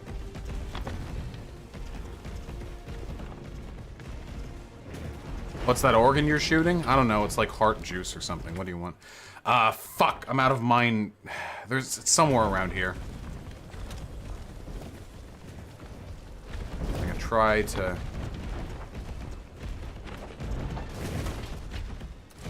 Damn, that wasn't even close. I was just trying for the cool shot. Block Caligula, I've seen a little bit of it, but not all of it. Gonna jump me? He's gonna... Yep. Shane Dawson a Nazi? Everyone who's not me is a Nazi. Ah, come on. Come on, be serious. Be serious about this. Come on. Gonna do the thing?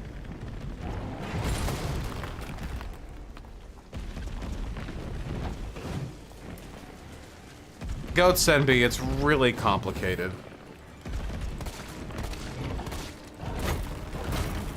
Truth, you had me on the ropes. If you just keep donating, you'll be able to convince me to debate your dad.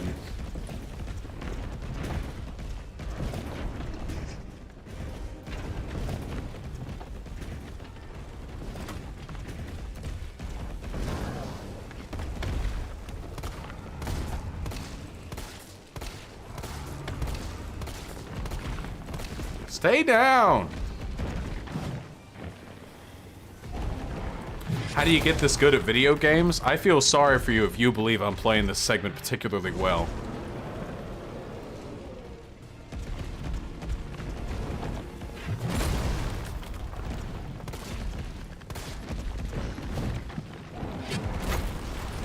Good question, Sake Tanuki. The real questions. Okay, we're getting him this one.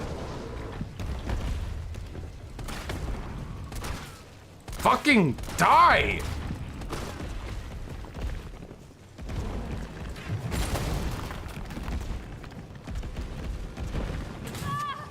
Shit.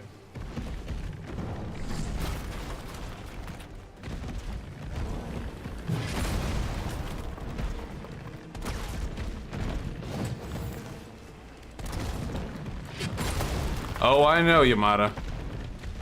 We chill.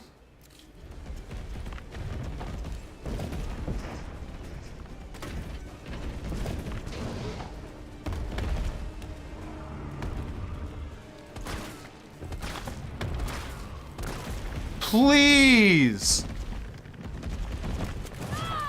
Why didn't I dodge that?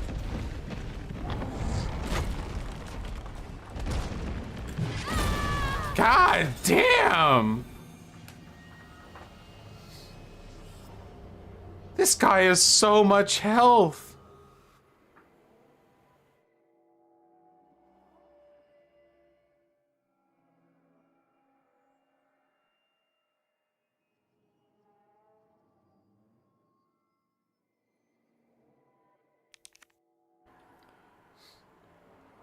Like, this guy has so much health.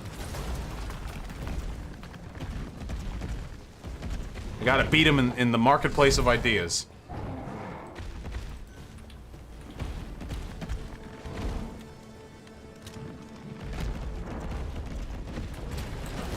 Nice.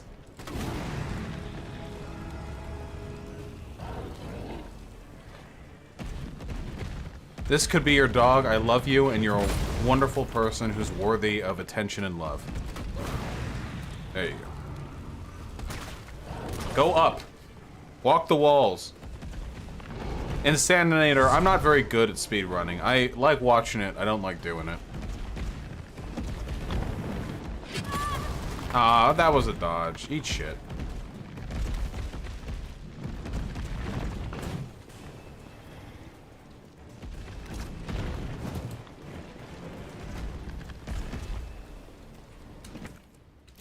I can take one more hit.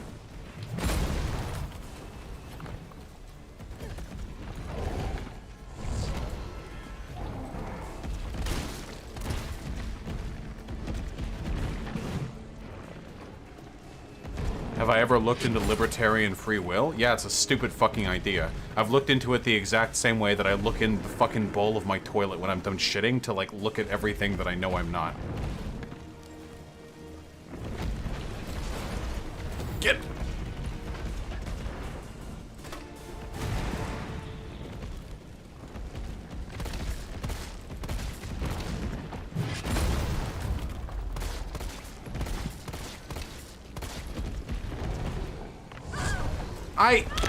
You don't get a chance to dodge that proper.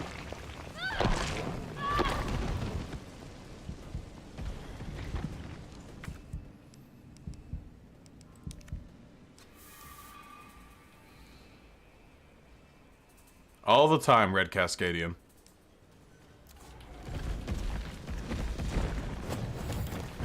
Please.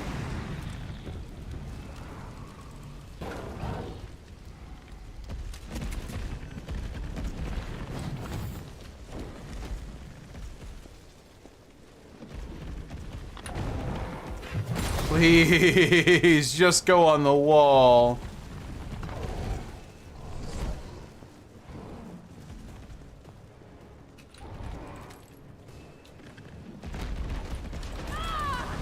That was not a dodge. Didn't work.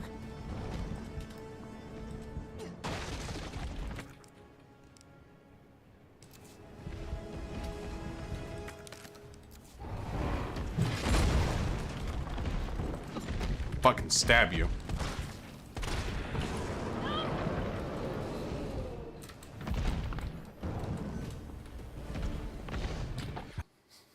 Whatever. We'll see how this all pans out.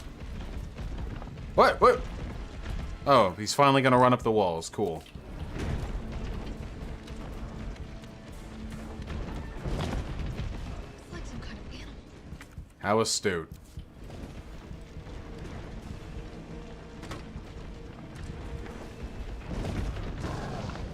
I'm gonna kill you. Oh, true. We did this at 420 in the Netherlands.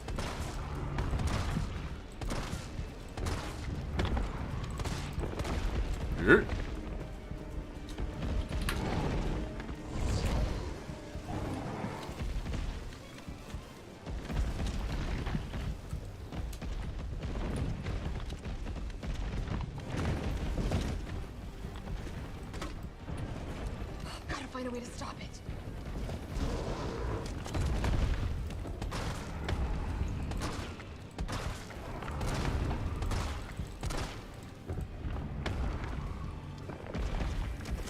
A normie wants to red pill Vaush? What does it mean for a normie to red pill you?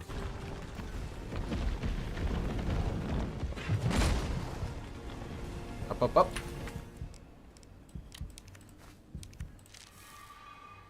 Truth from YouTube chat wants to debate you.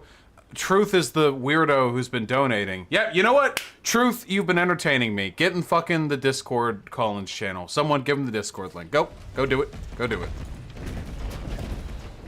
I know you all want blood. If I can get a mine in front of it. Don't tell me what to do, you fucking bitch. I have 69,420 subscribers. I don't need to take this shit from you. Do I have a favorite poem? Yeah, oh Captain, my Captain. That one always resonated with me.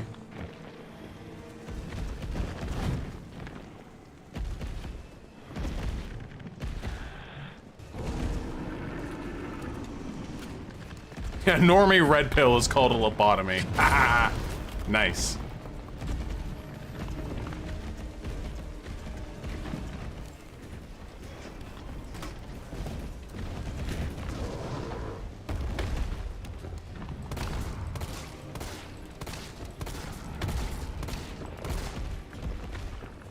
Alright, I feel like I'm handling this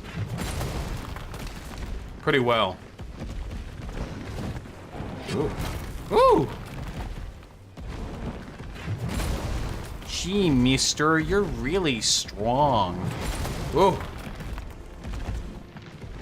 Come on, go on the wall. Don't be weird about this. Thank you.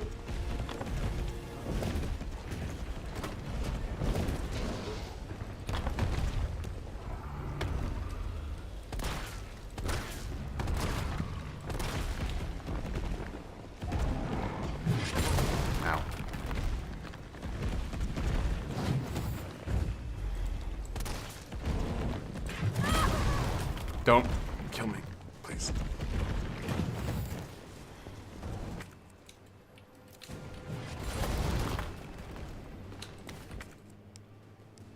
Fuck. God!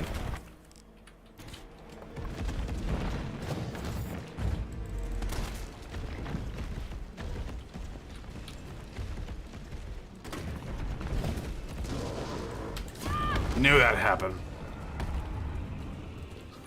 Nice, Buzz. Fuck. Alright, my dude, I am running out of health. We're gonna have to start taking some extreme measures. Nice, cultural Marxist. Happy to hear that.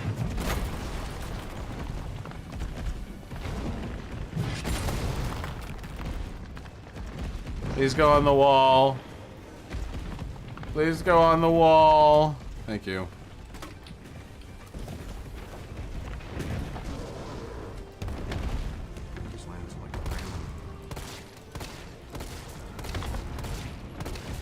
You have to be dead. You have to be. You can't keep on living. You can't. You have to stop.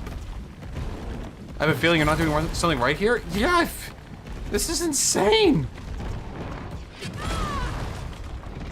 Oh boy.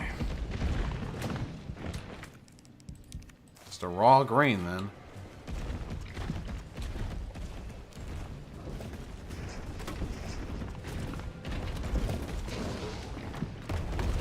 Alright, we're on our last legs here, boys.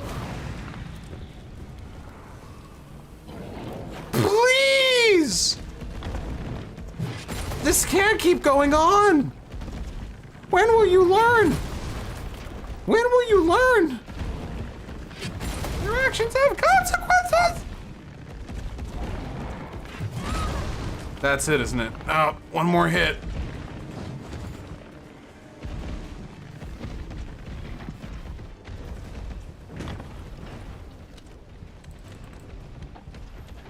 You don't need to fucking load 6 shots. There's 1 shot.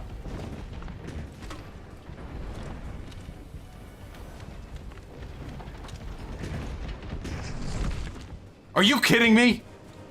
You're about to take a nasty fall.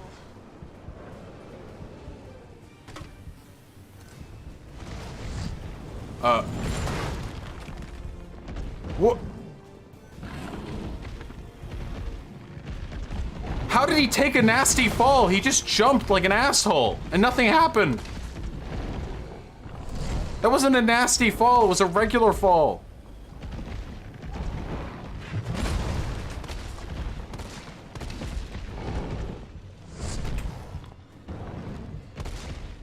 Should have used a mind round? I can't. The one I fired was the last one.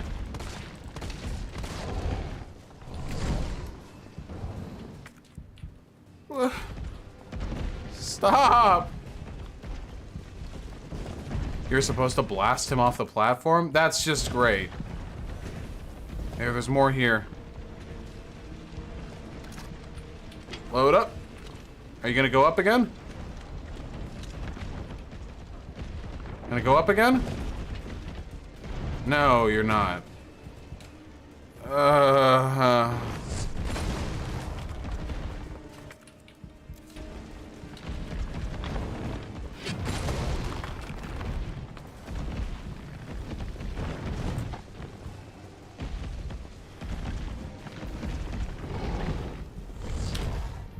Go up. Go up. Please, I'm out of ammo and health. Just go up.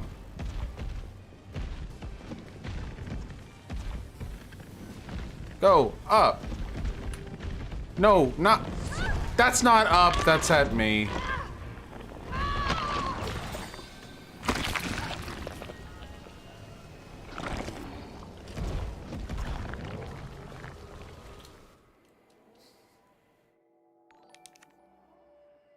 Well, now I need to know to keep a shot ready for the thing. Let me see if that one person is ready to debate. Who's the truth person? Hold on. What happened to the debate? That's a great question. Are you enjoying RE3 compared to RE2? I mean, this person is fucking murdering my asshole, so that's not great. But apart from that, you know. Alright, let's see. Where the fuck is this truth person? Where? I see no one. I see no one. In the fucking Collins chat. I see no one. Fuck out of here.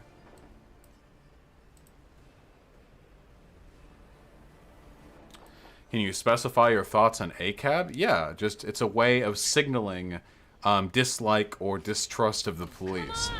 It doesn't need to literally mean every single individual police officer, human being, is a bad person. I'm sure some people do interpret it that way.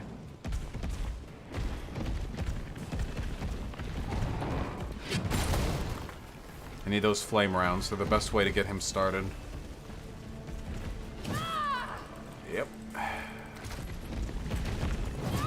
Yep. Just kill me. Just kill me. What do you think of Claudia Brown's tweets on it? I disagree with them. Ain't it bad optics because of that? I don't necessarily think that's the case. I think there's actually a lot of weight that you can get behind when it comes to public support of disliking of police. After all, Black Lives Matter has been pretty ACAB for the most part, and it has, you know, a fair level of prominence. 20 more subs till you have 69,420. Noah, we've already passed that threshold, JT Unhinged. The counter you're looking at just isn't fully updated. Possibly Rumboats. Depends on how you look at it. Fuck you.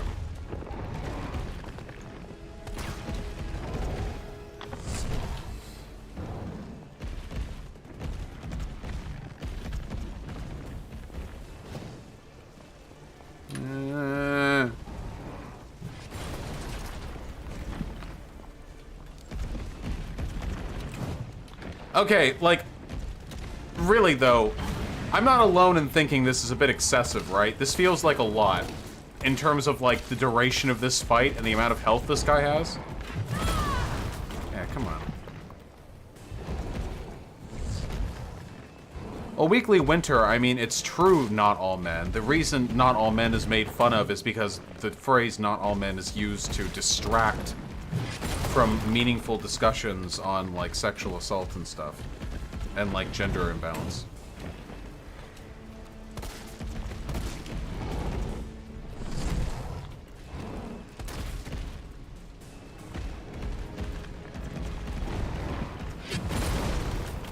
Truth can't get past Discord verifications? Okay, I'll fix it myself. Hello again, Truth. Hey.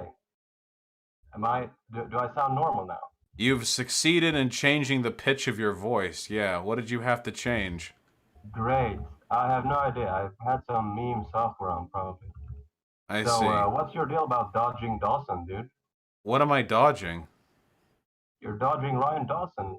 For some reason, you are defaming him, and you claim that he is a Nazi, but you haven't provided any evidence for such, and he clearly isn't. He has actually debated Nazis passionately. Did he debate them because he felt they weren't Nazi enough, and he wanted to show them how it was done? No. He debated them because he sincerely doesn't believe in what he calls, quote, racial teleology, or whatever he likes to call it. And it doesn't really make sense to call him a white supremacist when he isn't even white.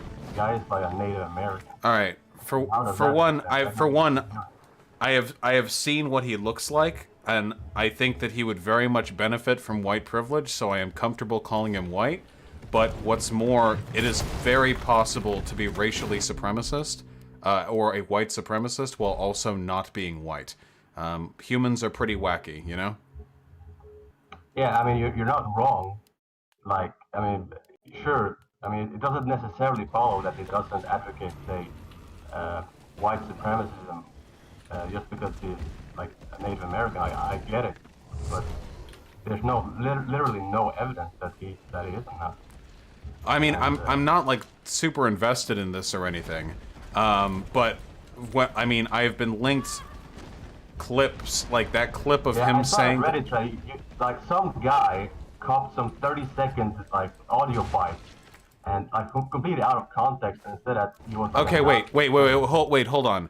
In what context is it permissible for somebody to say, child pornography, the Jews, unjust war, the Jews, neocons, the Jews, communism, the Jews, everything, every lie, it all goes back to them, and people were surprised when Adolf Hitler was elected.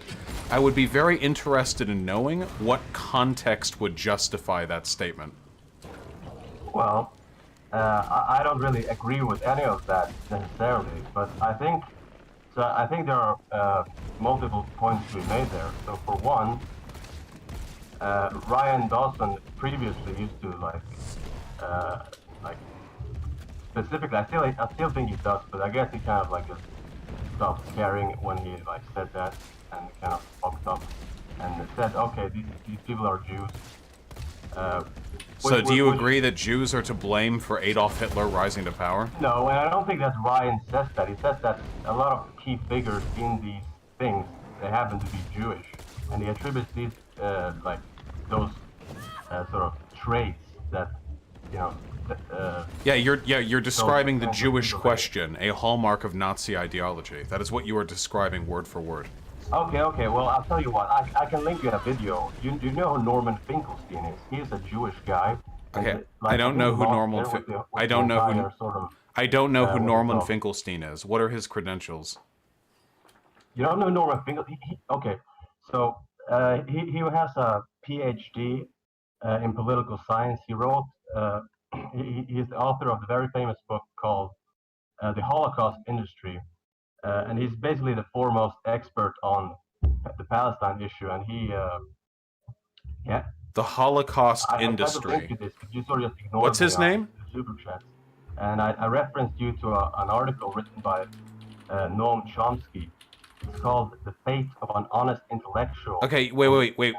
Of what relevance is any of this? Well, I'm trying to get to the point. You have to bear with me here. And my point is that Norman Finkelstein, he also said, okay, So in the Jeremy Corbyn case, there was this big debacle about him being like anti-Semitic, and there's this institutionalized anti-Semitism in the Labour Party, Okay. right? But Yes. there's a video of Norman Finkelstein that came out, I think it was like last year or whatever, where he says that the folks that sort of spearheaded that completely bogus allegation against Jeremy Corbyn, it was spearheaded by Jewish people. Okay, I don't wait. So Wait. what I'm I don't saying care. is- Of what relevance is any of this? Well, you said Wait, that. no you shit. know, There are Zionist Jews who lie about stuff to promote Zionist agendas. Of what relevance is Yeah. any of this? So there's this complicated thing. Noam Chomsky has also like uh, written books about this. Wait, what point are you making? Zionists and Israel, they like to conflate being Jewish with sort of like a nation, a nationality, as opposed to being religious. So they're like there's like this sort of problem, like a legal problem of you not being sort of Okay. identified as What? an Okay. Israeli Of citizen, what but, relevance Jew. is any of this? Well, the thing I'm trying to Do you think I'm a Zionist? I think you're shilling for Zionists, and I think you're a Wait, Zionist how? gatekeeper because you refuse to talk about the realities of institutionalized Zionism. Wait, my I've friend. criticized Israel and Zionism in multiple videos. I've talked about this so much that I got banned off Twitch for being controversial about it. Do you talk about the neocons? Do you talk Yes, about the real yeah, origins and I of talk about how war in neocons Iraq? shill I for don't think Israel, you yeah, for a have. wide variety of cultural Because reasons, what yeah. you do, you are basically just a Chomsky ripoff. Like all you What do the is fuck like, are you okay, talking when you were about? a younger guy, you like watched a few Chomsky videos. I used to be like, Wait. trust me, I used to be like you. So wait, And then what's you your guys point? Because you tried to make a point and you were wrong on it. with Chomsky's gatekeeping talking points about how the war in Iraq was about oil. Who's It was not talking about oil, Chomsky? clown. What is your point here? Well, I'm trying to get to my point, but No, you're like, not. You're just rambling. Wait, your argument is I'm a Zionist shill, except I argue relentlessly against Zionism. What's your point? We could go back to the sort of original contention you had about Dawson. So the point I was trying to Wait, so make what was the that- point of all of that, including accusing me of being a Zionist and then saying I'm a Okay, so Chomsky allow me to ripoff? go back here. Allow me to go back. So I said that there was this 30-second video on your Reddit about some soundbite Ryan Dawson made where he said Jews did X, Y, and Z.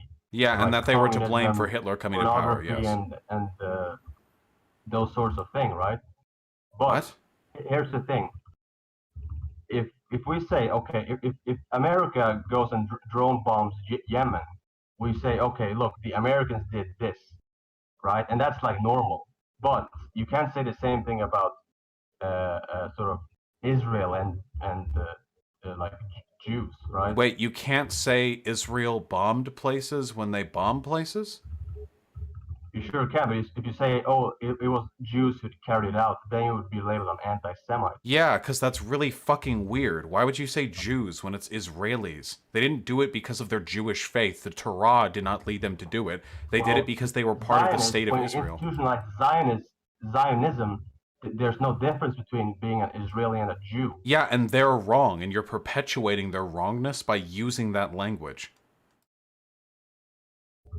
Yeah, but you realize you're doing the same thing, right? You're the one conflating Jews and Israel. I criticize Israel all the fucking time. And there are Jews in Israel, no shit. But when America does crazy shit, I don't say white people are at it again. I say America does it. Ryan Dawson, he's just like going off with that. What is the point? What going off with what? Saying Israel does bad stuff? Sorry? Wait, going off with what? Saying Israel is bad, does bad stuff?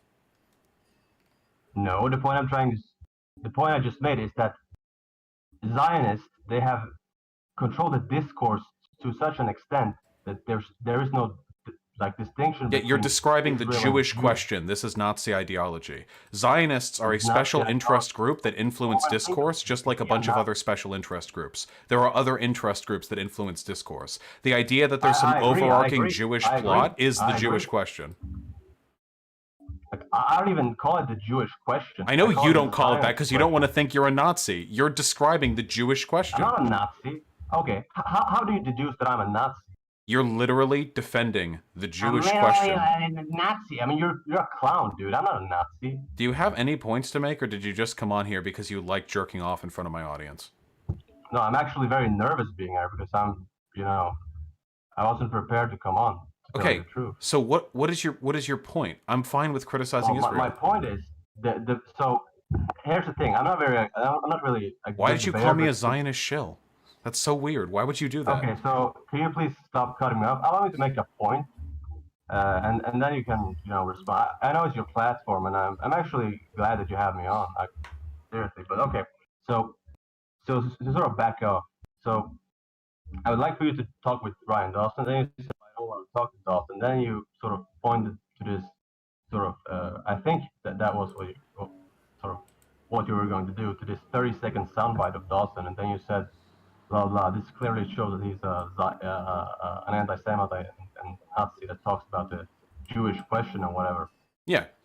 Yes, he But, was described. Yes, he was described. Like what he did was like absolutely anti-Semitism at the very least, and with Yeah. even just a minor And, bit of I'm trying interpretability, you could to argue sort it was the Jewish question. Contest this or whatever. You don't seem to agree. But here's so now here's the big point I'm trying to make. When you sort of label people Nazis, which I don't think you have clearly demonstrated at all. Okay. You're Wait, just didn't you call me alienating a people and- Zionist shill, and then you completely failed to demonstrate that point? Why do you get to You're make a spurious Zionist accusations, but I can't? Because you have never ever in your videos talked about the real origins of the Iraq War or What do you mean the real origin? Wait. So everyone who hasn't talked about the extent to which Israel influenced the decision-making of the Iraq War is a Zionist shill? Is everyone on Earth a Zionist shill except for like 20 people who have talked about it? See, you're making spurious accusations and then you're crying that I call him a Nazi. Have you heard of Ryan Dawson? Have you heard of Justin Raimondo? Have you heard Why do you about keep not responding to the questions that I ask you? It's not just 20 people. A lot of people know about it, but the point I'm trying to make Wait, is that answer my question. Is you every just single person who have a hasn't talked... Noam Wait. Chomsky- Has you just every have a single Noam person who Chomsky hasn't talking talked point about... to Has every gatekeep single it person like who the hasn't entire talked Iraq about the War extent to ordeal. which Israel Instead, influenced the they went to decision to war enter the because of Iraq oil. War... Buddy, answer the question. Is every single person who hasn't talked about the extent to which Israel influenced our policymaking with the Iraq War a Zionist shill? Yes.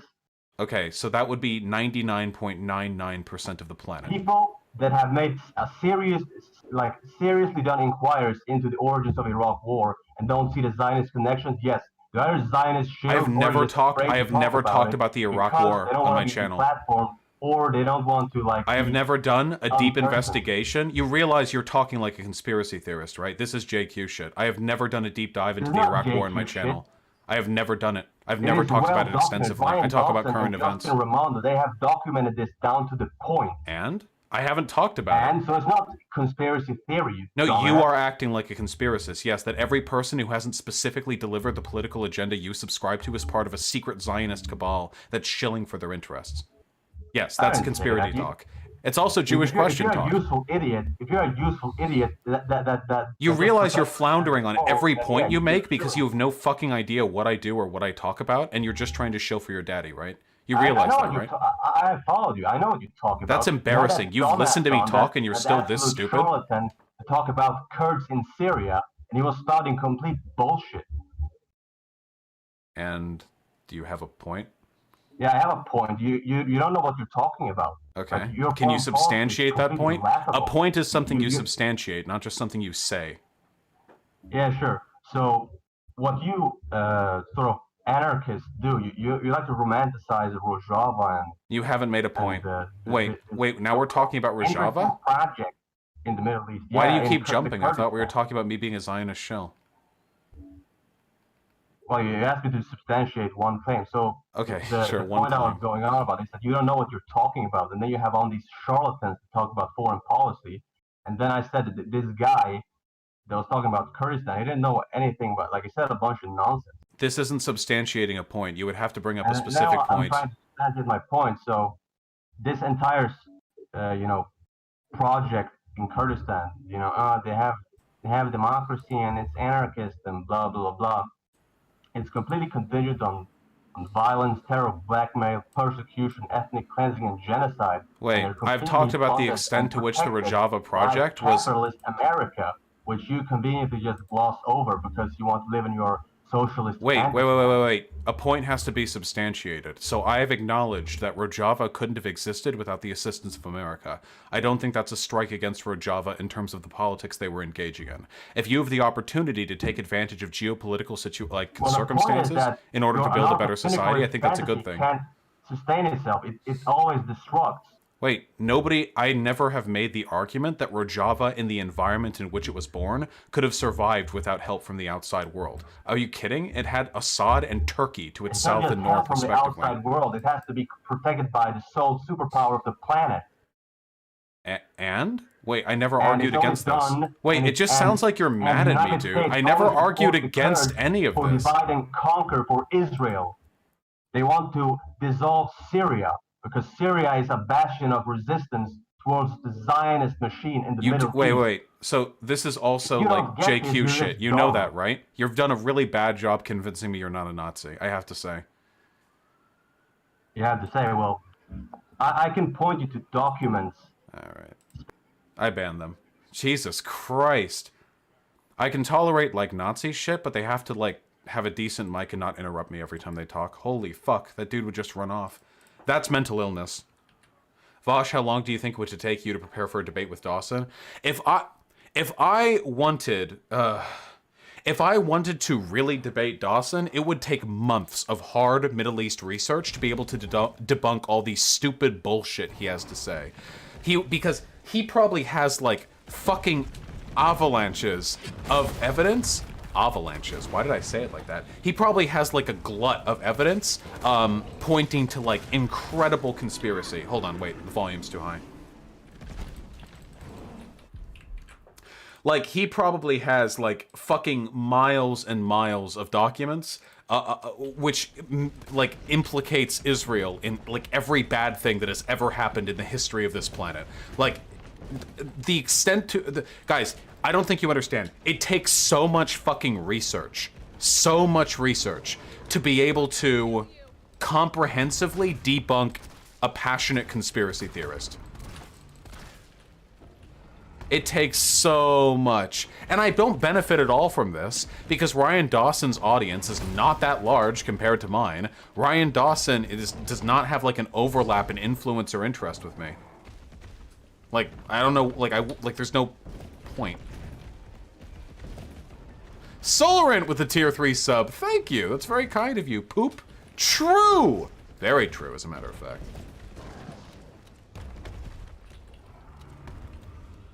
Fire, fire, fire, fire, fire! Thank you.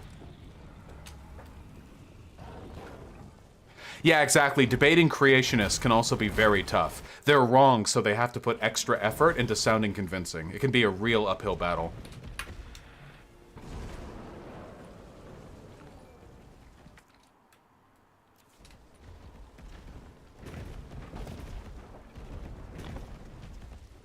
Take this opportunity to get a little bit of resources.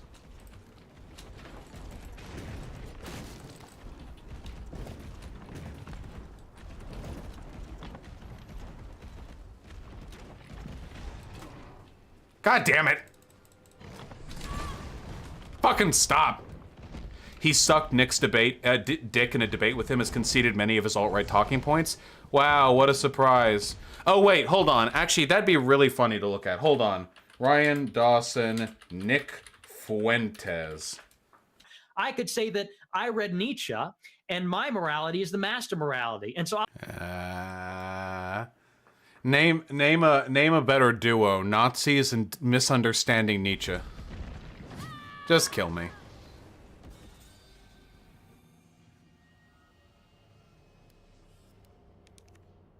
Would I be down to debate John Doyle? Yeah, he's the one who backed out of a debate with me. Yeah, I like how he tries to describe empathy, and then he doesn't describe empathy. He's a weird, conniving little sociopath, Nick Fuentes. I got an email from somebody who alleges to have gone to school with him and said that Nick Fuentes was, like, fucked up, and, like, everyone knew he was weird, but he did it because he thought everyone else was as fucked up as him. Oh god. Wait, hold on. Someone in YouTube chat called Gender Critiquer 40 wants to debate you on trans and non-binary people and justify their delusion. Want to debate them? Yeah, sure, why not? Let's get a better debate than that last guy, huh? Sure, why not? Perpetuate my suffering. Get them in Discord. Make sure they have a good fucking microphone.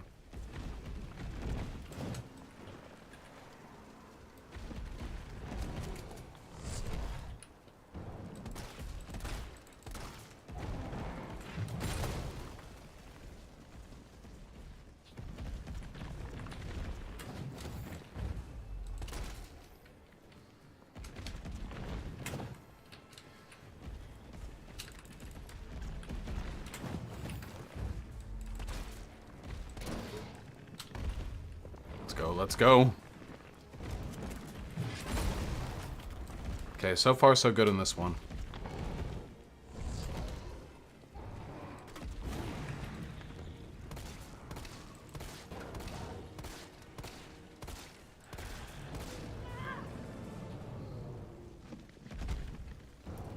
Well, Gustavo TCB, Ryan isn't a big guy. He's on BitChute and he gets like a few, like 1,000 views per video.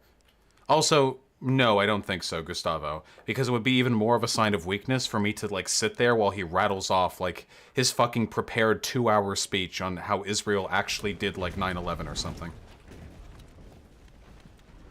Get it, get it, get it, get it, get it.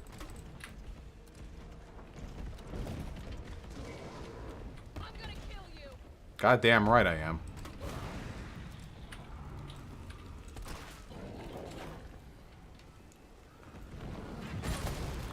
I don't think that hit me.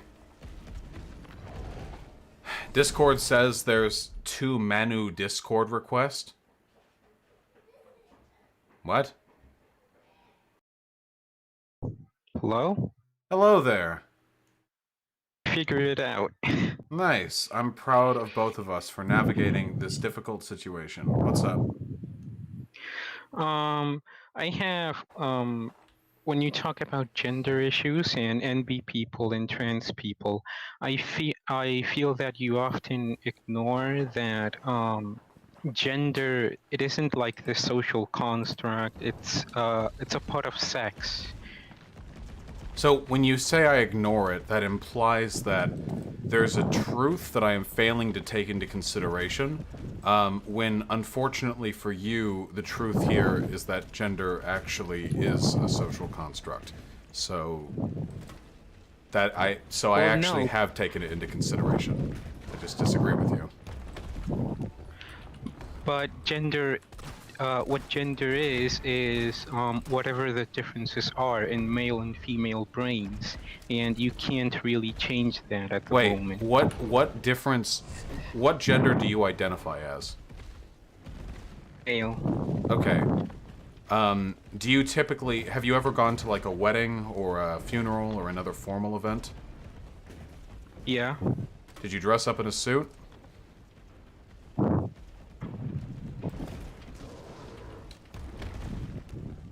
You didn't go in a t-shirt and khakis, did you? Typically no. Alright, so you went in a suit? Yeah. Yeah. And there were other people there who were wearing dresses, yes? Yes. Right. And it's typically along male and female lines, no?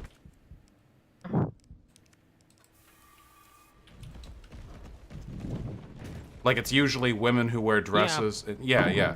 So, what about that is biology? What part of our brain made that the case?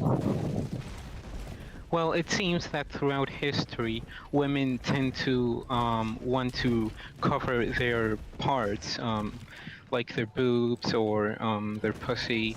And to do that, they often do things like gender.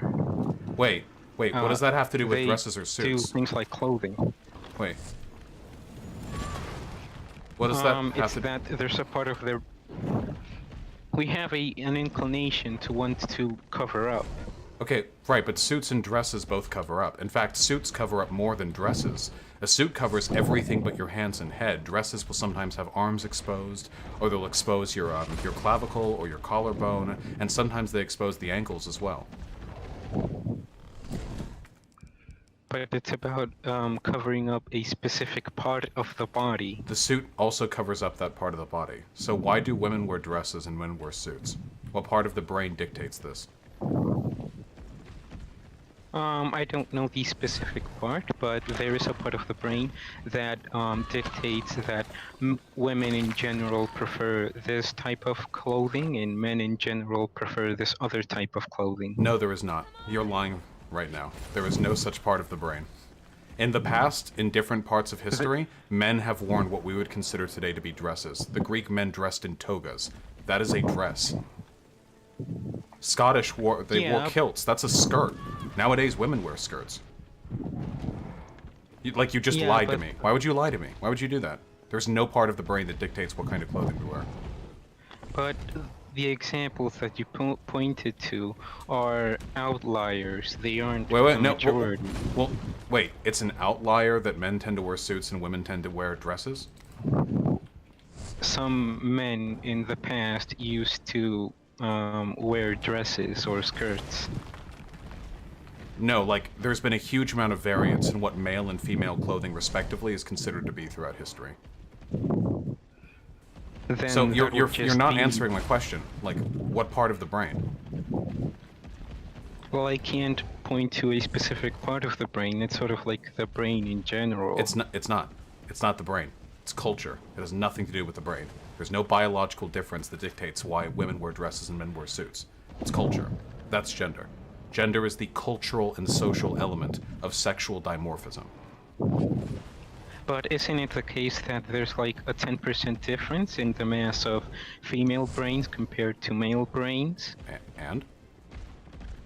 Difference is where we find gender. No. That difference is a sexual difference. Cultural and social differences are gender. Many of the differences between men and women are cultural and social. Though, because the main part, what mainly differentiates them is how they breed. No. What? Everything about women is designed so that they want to breed, and everything about men is designed so that they breed with women. Wait, how? Why? What do you mean everything? Every element? Like, I guess you could argue that in a biological sense, like, all species exist to procreate. I hardly think that describes the totality of human civilization, though. Did we build the Parthenon because we wanted to breathe? Did we go to the moon because we wanted to breed? Like, where does that end exactly? It never ends. So all human culture, interaction, civilization is just us wanting to fuck. Yeah, why would you do something if it wasn't for sex? Is this a troll? No. I explained it. Sex is our main desire. It's our main drive. Okay. So do you think there might have been an easier way for the Apollo astronauts to get pussy other than, like, going to space? Yeah, but they wanted to do it in an outstanding way. They wanted, like, that extra pussy? Like, the kind that you can only get after returning from the deep vacuum of space?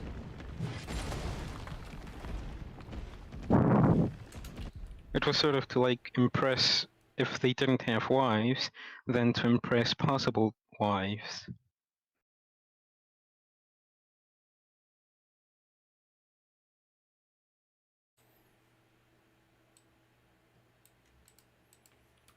I'm just going to play the game.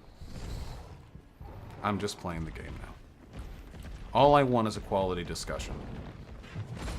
All I want is a quality discussion. That's all I ask for. That's all I want out of life. That's all I want. That's all I want. But I can't get that, can I? Nope. Can't get that.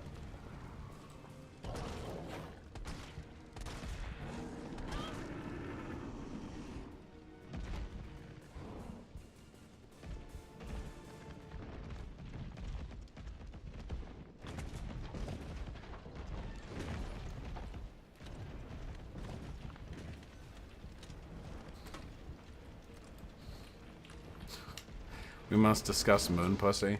Maybe I'm not as easily entertained by the troll debates as you guys are. I'm pretty sure that guy's trolling.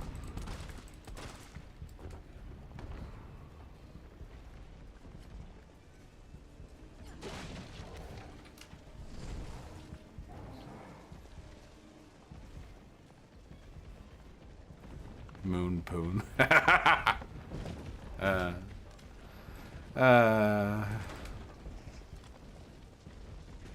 You guys suck.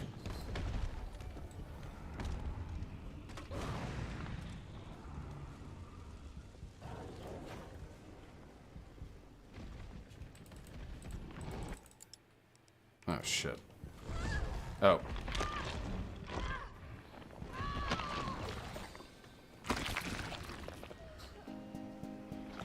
Toss a coin to your streamer or viewers.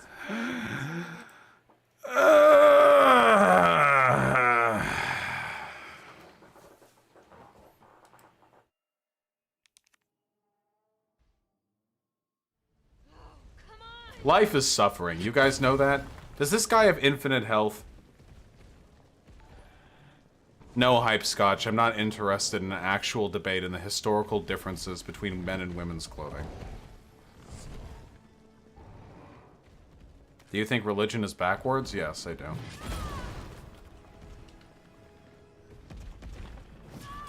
Just kill me. Just fucking kill me.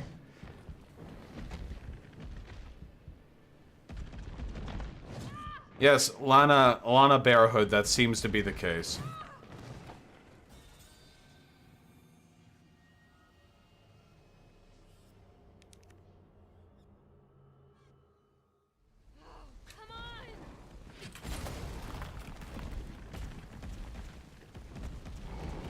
Play Celeste? Fuck that! I'm gonna beat this boss! I'm not letting my low energy levels get me down.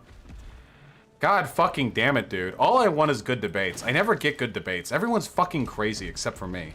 Including all of you. Fuck all of you guys. God damn it.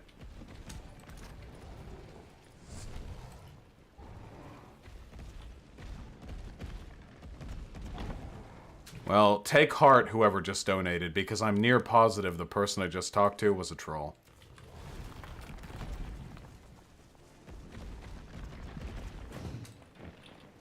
I don't want to use a mine round.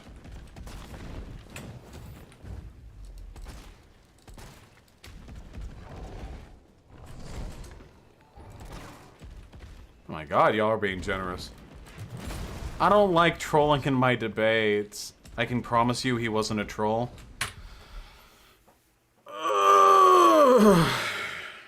I think he was.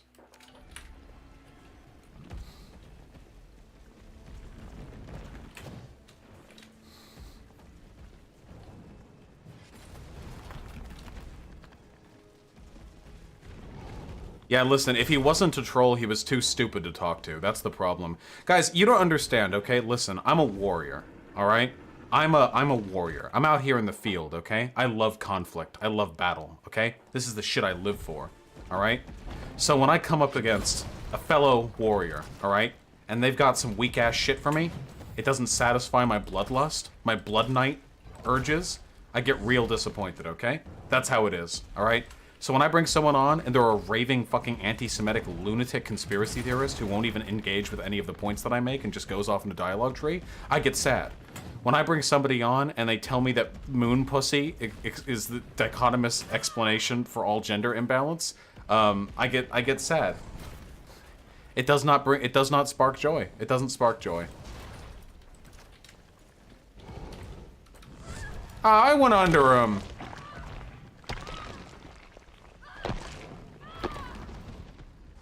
I understand your point, but bring him back on.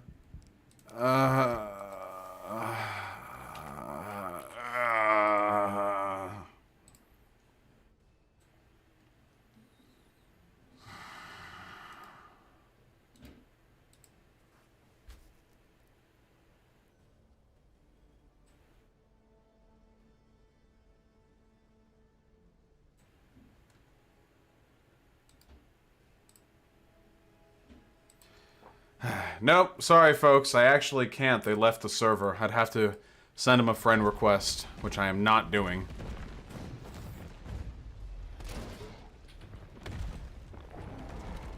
Nope, no, guys, it's not an option. No need to pull. Did that hit me?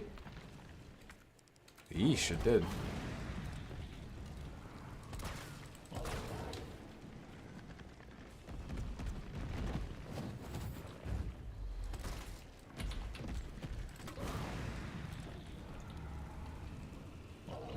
Please just go up.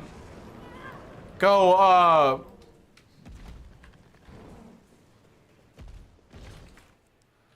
Yeah, first debate I've lost, guys. Whoops.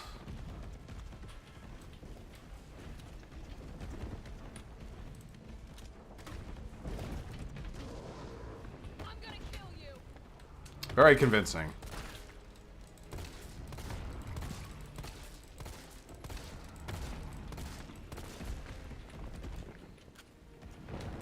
Woo! God, you can't dodge that.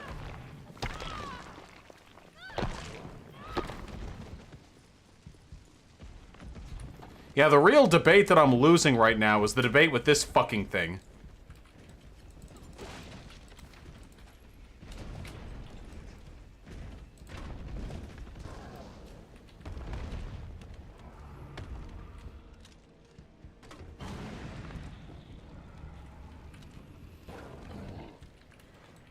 Thoughts on Moonpoon? Hey, I mean, feels good, man.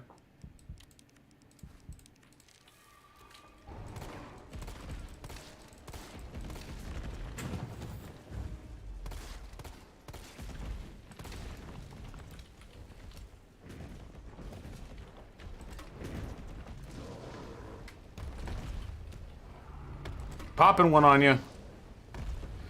We're not fucking around this time.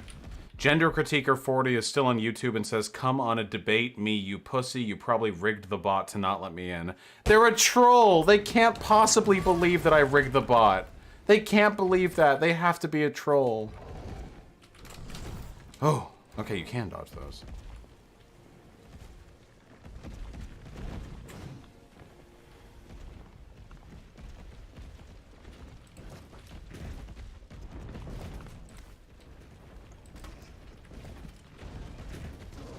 Okay, come on, mate.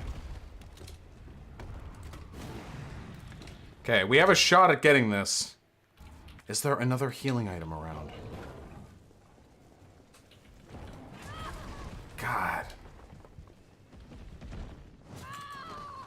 Never mind. Pussy, I rejoined your shithole. Call me you pussy.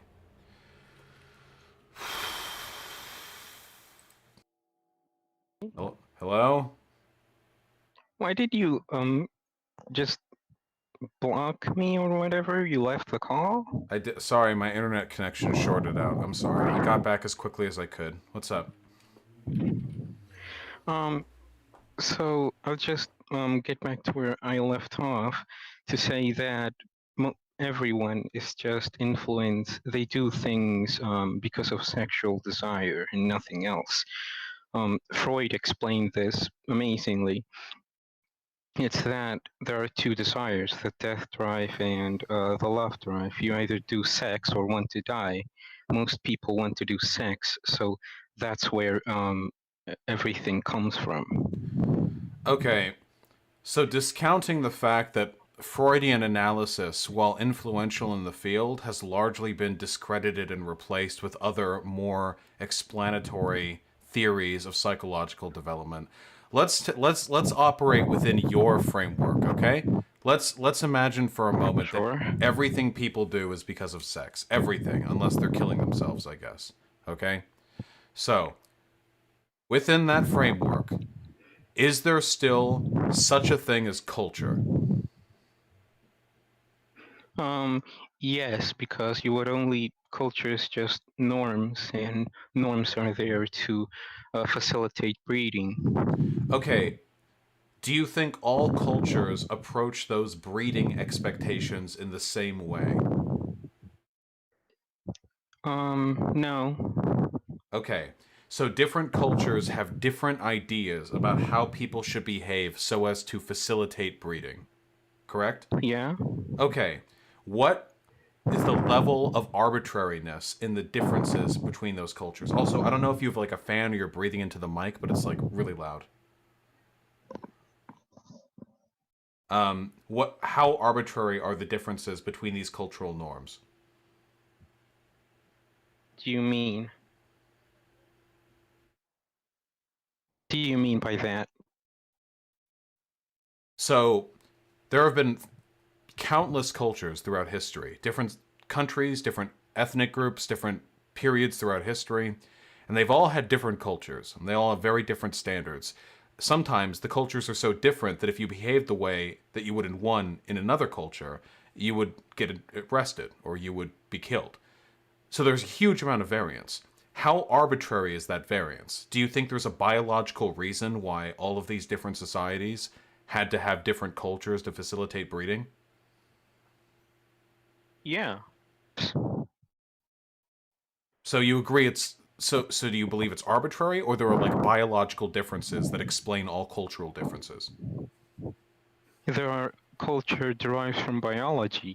Culture is just a way to facilitate breeding, and breeding is a biological desire. So culture is just biology. So what part, so then why is it exactly that culture changes within the same ethnic and racial groups throughout history? The culture we have right now would be unfathomable to Anglo-Saxons from 1,000 years ago. Biologically, we haven't changed, but culturally, everything is different. What changed?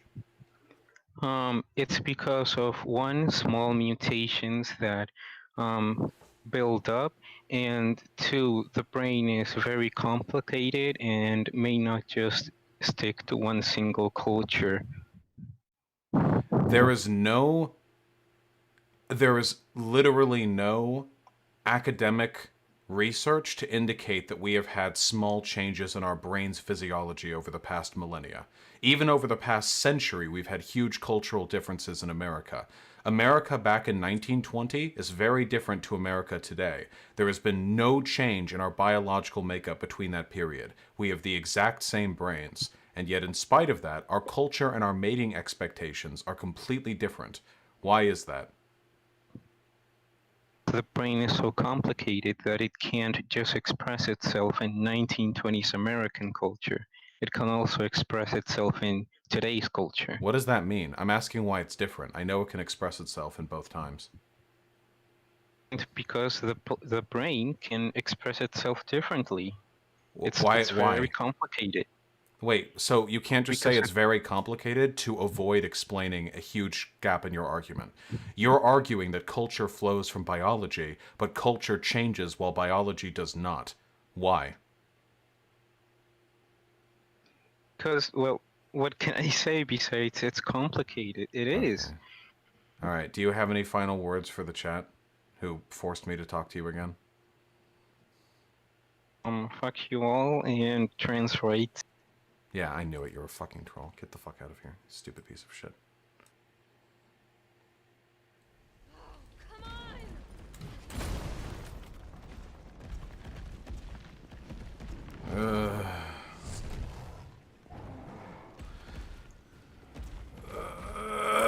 Okay.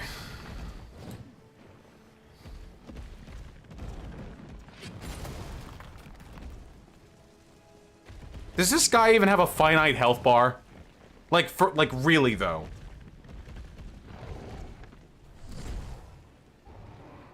Okay, hold on. We need to, like, pattern out. Don't debate randos, they're not even worth it. Well, it's not that they're not worth it, it just needs to be the right rando. That person was a troll.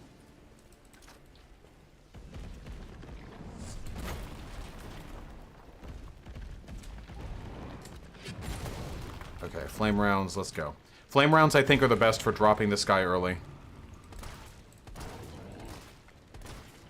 I'm fine with protectionism as a matter of anti-imperialism, Comrade Crunch.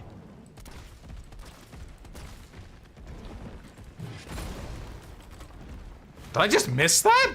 It went under his armpit.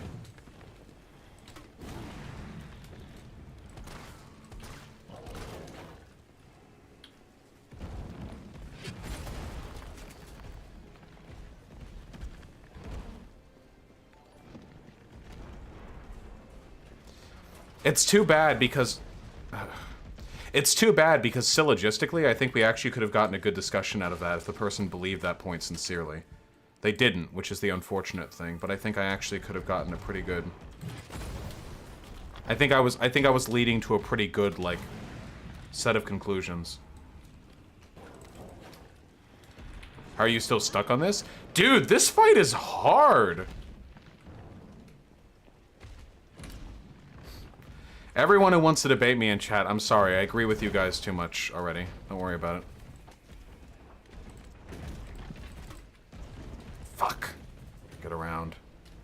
Bring it around. What? What is that bullshit? Fuck off. You went right over that, you fucking...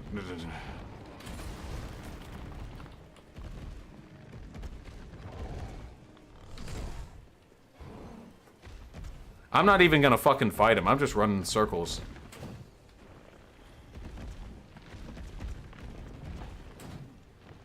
Yeah, Storywalker, are you a libcuck? No, Block Caligula. The more you guys do troll debates, the less likely... What?! The less likely I am to do debates in the future, because, like, there's a higher likelihood that it's just gonna be, like, a bullshit waste of time. Okay. I'm gonna kill you.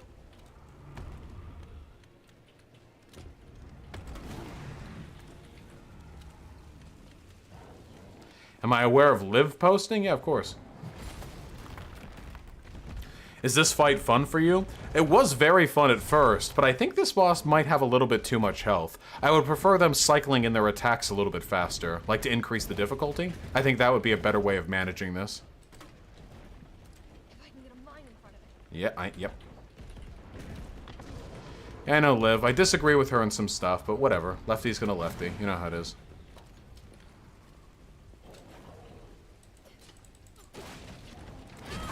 Yep. I knew that was coming.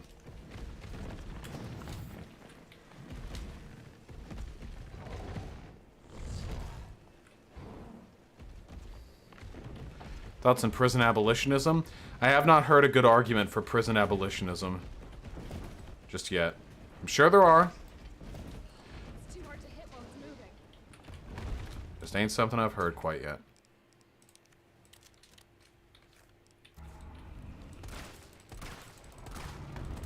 Thank God for this fast shot thing.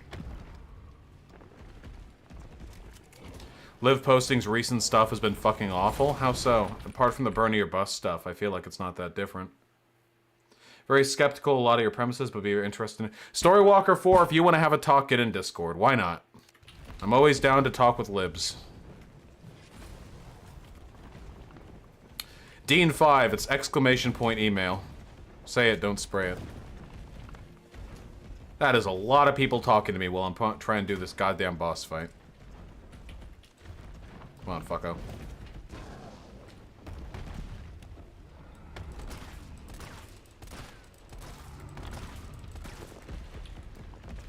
Thoughts on bounty hunting as a profession? It's fucked up. That's my thought. Alright.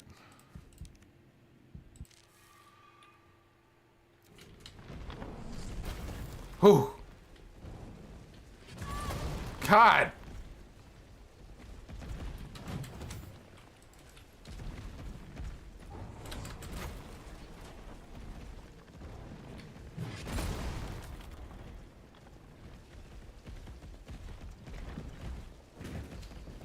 I'd be a cool bounty hunter, though. I'd say cool shit.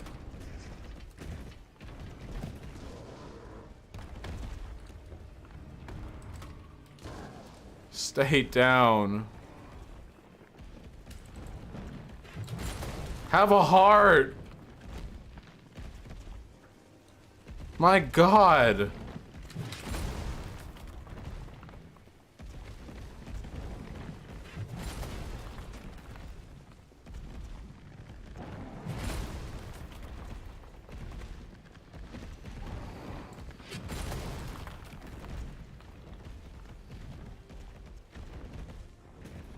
That's okay, Storywalker 4. I'll come to you. Please! Die! Die, die, die! Die! Fucking die! Holy shit, die! You have so much health!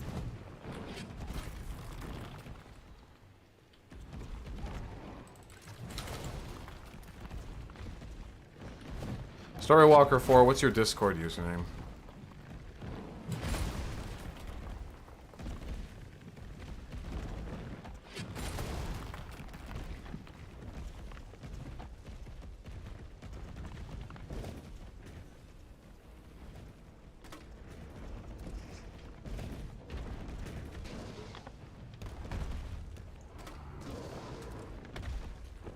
Please! This is maddening!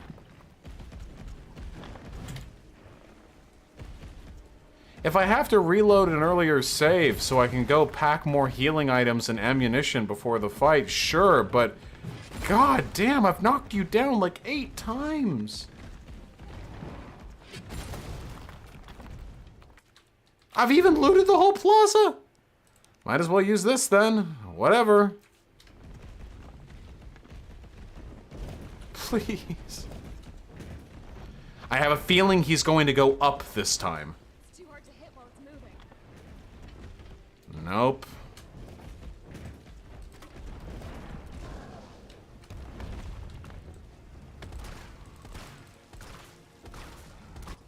Yes! Right? Let's do this.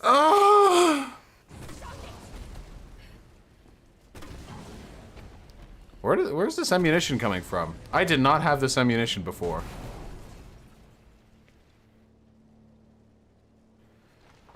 You still there? Come on, you're gonna crap out on me now? God damn it. Christ. Alright, let me fucking call the fucking guy. You know, I feel like suffering. Yeah, we can talk for a little bit. Yeah, hit me up. Ask me some questions, but only for a little bit because your audio is cancer and I have an audience to preserve. Hit me up.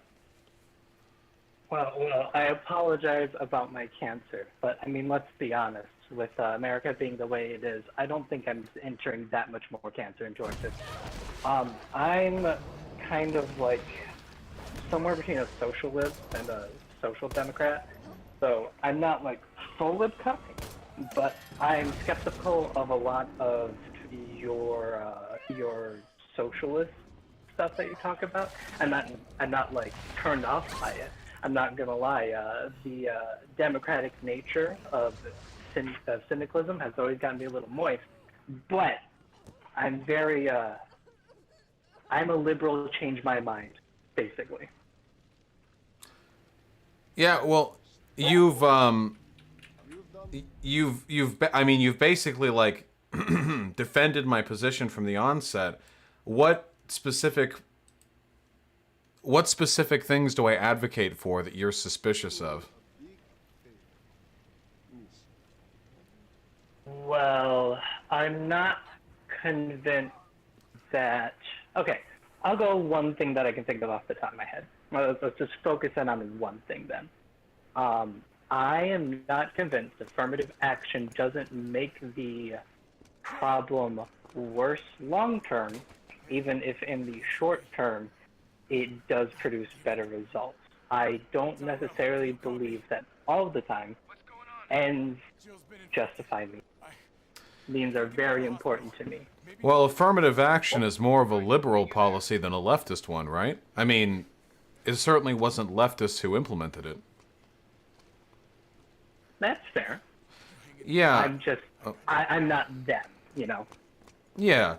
Well, generally I defend affirmative action because I don't think there's any way to meaningfully compensate for generations of institutional and interpersonal racial bias without some kind of sort of federal measure. I don't think it's a good long-term solution. As a matter of fact, since affirmative action is functionally a form of legalized racial discrimination, it's something I would seek to get rid of as quickly as possible. But I think that at least for now, while we still live in a very racist society, the benefits we bring about from affirmative action outweigh its negatives. It gets a lot of people real angry at it, but those are the same people who would be angry at having to work next to a black person anyway, so I don't know if that means very much. Well, I mean, like, it also negatively affects people, too. My wife had a very poor upbringing. We're going into a lot of students that had to have any sort of education whatsoever, and because of all these scholarships going out to people who are minority sociologically, I see a lot of people going to that school who have that school basically a full ride because of targeted affirmative action scholarships. Now, this isn't necessarily a government level thing, but it is similar. Well, if those are scholarships being offered by like private firms, then that's their right, no, if they want to. Like if there's an independent like institution that wants to offer grants or scholarships to to people of color, like that's not. I mean, that's their. I feel like that's a different thing from affirmative action, right? Because I think there's a big difference between policies that are being implemented on a federal level and policies that are more like this is just like the African American like Pell Grant Fund, and if you're black and you go to this school, you get like 3,000 or something, you know? It'd be a scholarship, not a grant. I believe grants are from the government. So I can see what you mean. Grants can be from individuals are allowed to make grants that. can be from NGOs, can they not? Or am I using the wrong term? I'm not an expert on the matter at all. I well, probably have let's- about as yeah. much knowledge as you do. But I believe, if I recall my terminology, grants are from the government. Scholarships are from private organizations. I am not sure, but let's just because I think the specificity of the terminology doesn't matter too much here. Let's just say like, okay, so it's a little weird to say like people get hurt by affirmative action because it's already a zero-sum game how many people are able to get into a given how many people are able to get into like a given school anyway. Like you say like, oh, for every black person that gets in on scholarship or on affirmative action, a white person doesn't, but the opposite would have been the case otherwise. The best argument I usually hear for affirmative action is the idea that because of institutionalized racism, if a black person is able to be on par with regards to their scholastic or academic or employment opportunities with a white person, that usually means they're actually more competent because they also had to overcome institutional racism. That's the best argument that I've heard for it. I could kind of see that, but I don't think I've certainly never seen any numbers to back that up. And Well, wait, what numbers? A lot it's of more of an argument than like a stats thing. The competency of somebody who gets the same level despite being what would be a disadvantaged demographic. Well, you can't really empirically back that up, right? Because you would argue that even if that doesn't reflect in their GPA, the reason why that might be the case is because of institutional racism and other factors affecting their ability to do well. In essence, a minority getting a 4.0 is more impressive than a white person getting a 4.0, because the minority, statistically speaking, had other disadvantages they needed to overcome. Perhaps this is me falling prey to anecdote then, because I see a lot of the people I'm referring to at the college my wife goes to, a lot of them are coming from upper class families as well. I've heard lots of them talk about, like, I don't know how to give a specific example off the top of my head, but they have very rich grandparents, and during this pandemic, when the school kicked people out, they are having monetary issues because of that, despite them not. Well, I mean, I can't really speak to like an anecdote about like rich black people getting in while poor white people struggle. I don't really have a response for that. Like on a broad like just general basis, I think that affirmative action generally does more good than the harm it causes. You know.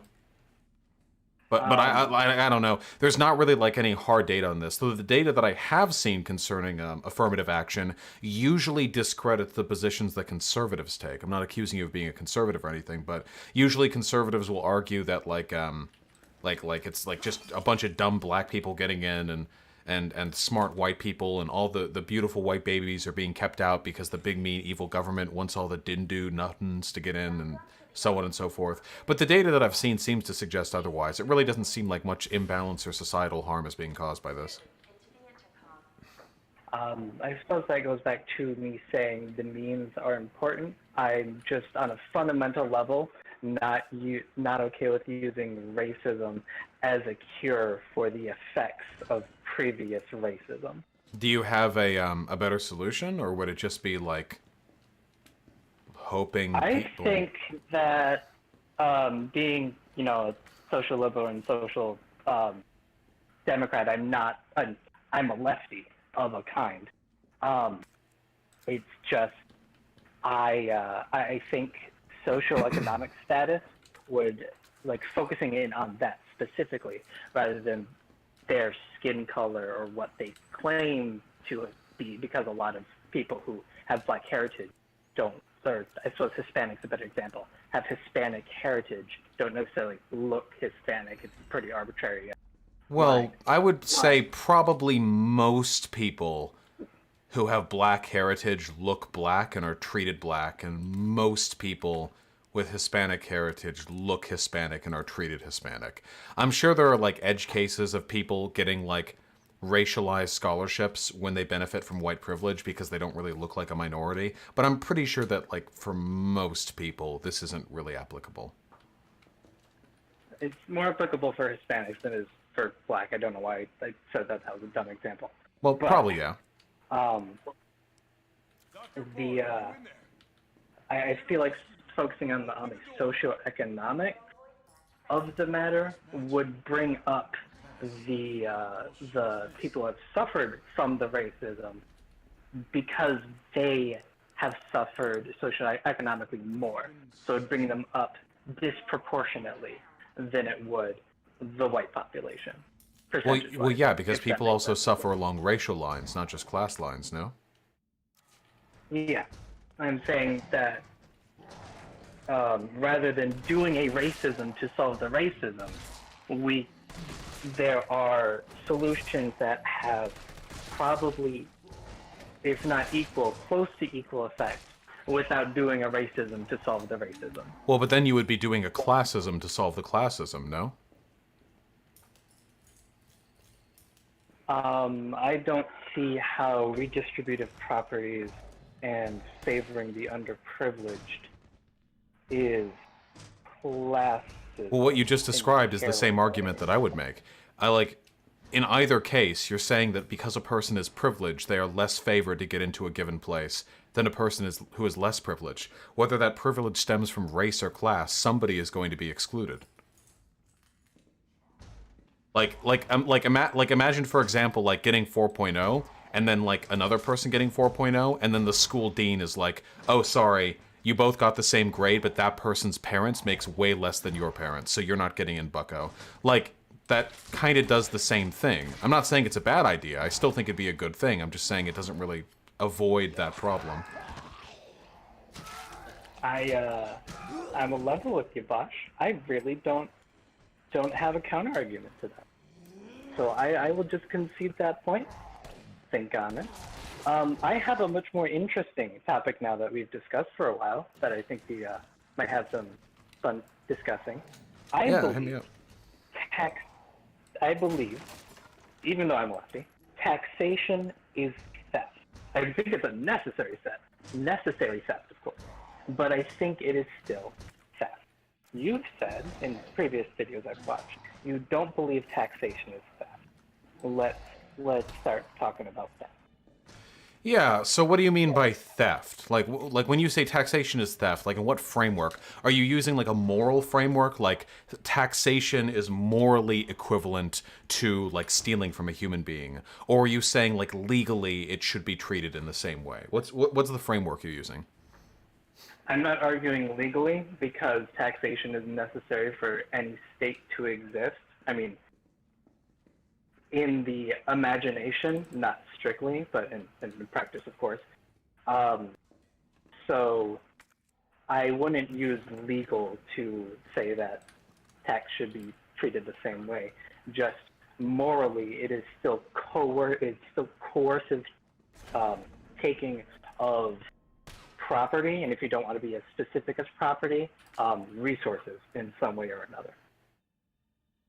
I mean, I can't disagree that it pretends the seizure of resources, and it does so at an extortionate degree.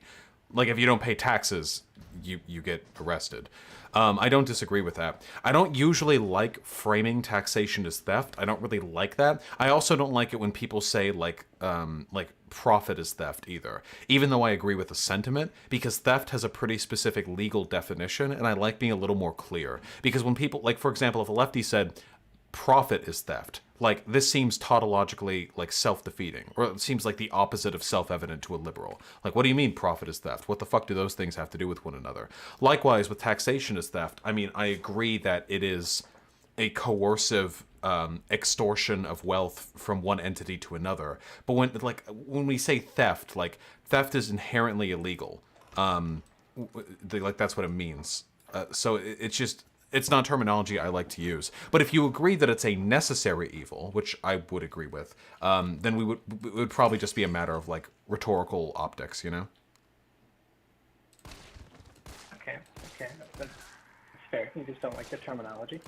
All right. Now, convince me of your Cindy utopia there, because, like I said earlier, syndicalism is one of the few instances of communism that I've seen that doesn't require either true anarchy, and I know a lot of real people who are anarchists, real political people who are anarchists aren't for true anarchy, and still keeps the spirit of democracy, which I think is very important. Otherwise, what else are you going to do? Either you fall into a feudal state, or you have authoritarianism.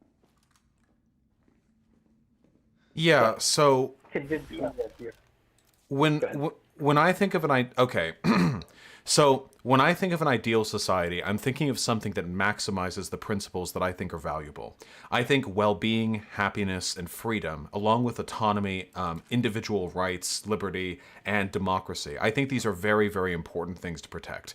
All of these things are really, really complicated to define and nail down, and some of them have contradictory outcomes. For example, if we extend the limits of individuals' freedom in a society past a certain point, we allow them to start infringing on the rights of others, which means that you're going to start infringing on others' freedom and well-being. It's a really difficult balancing act, and I don't think there's ever going to be a permanent solution. I don't think there is an end state to history. I think it's just a matter of vaguely gesturing around in the dark until you've found something that seems to work best for the greatest number of people. But even then, there will be conflict. I like anarcho-syndicalism because I think it best achieves on those fundamental principles. I like society as it's run now. I know a lot of people might question my revolutionary tendencies when they hear that, but like, hear me out when I say that. I like the fact that right now, human beings basically have individual rights. I like the fact that we kind of respect democracy in our country. I like the fact that we mostly believe people are equal. I like the fact that when we get sick, there's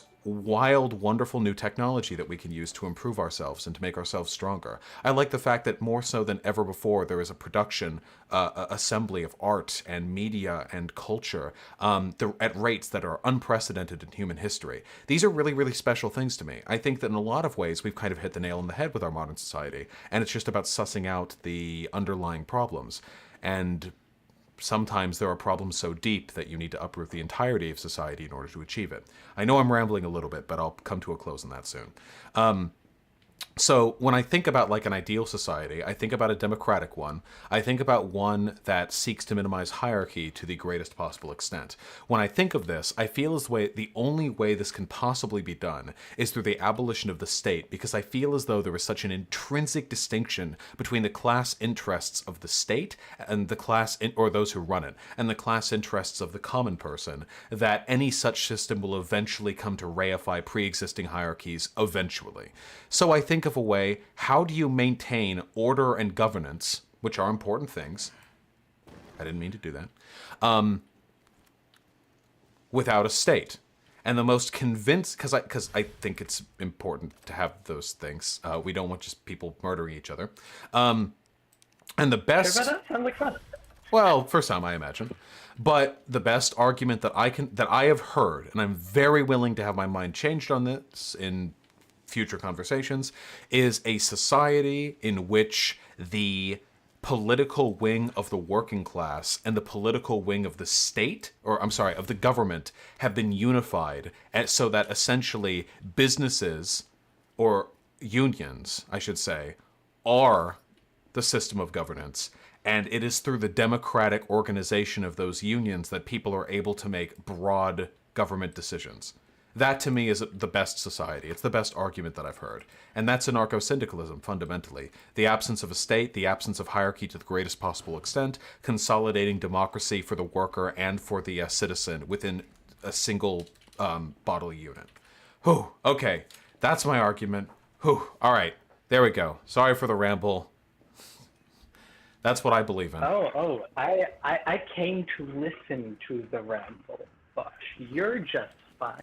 Oh, well, I can talk more if you'd like. I didn't come to call you a I didn't come to call you a stinky doo-doo head, unlike the last guy. I mean, Moonpoon sounds great and all, but it doesn't make for a great debate. The viewers seem to enjoy that, but I would otherwise agree. If I could substantiate one more thing. Big head. I do not think that people benefit from the existence of hierarchy. I do think they benefit from the existence of order. Order is what allows us to walk down the street to get food without being raided by brigands. Order is what allows us to understand fully that if we are wronged by another, that some wrong will happen to them, or there's some sort of preventative measure that another entity can engage in to prevent that from happening again. Order is important. Order is the foundation of a functional society. And to me, the issue I have with hierarchy is that it has historically been the best way of maintaining order while simultaneously producing the material consequences that require order, if that makes any sense.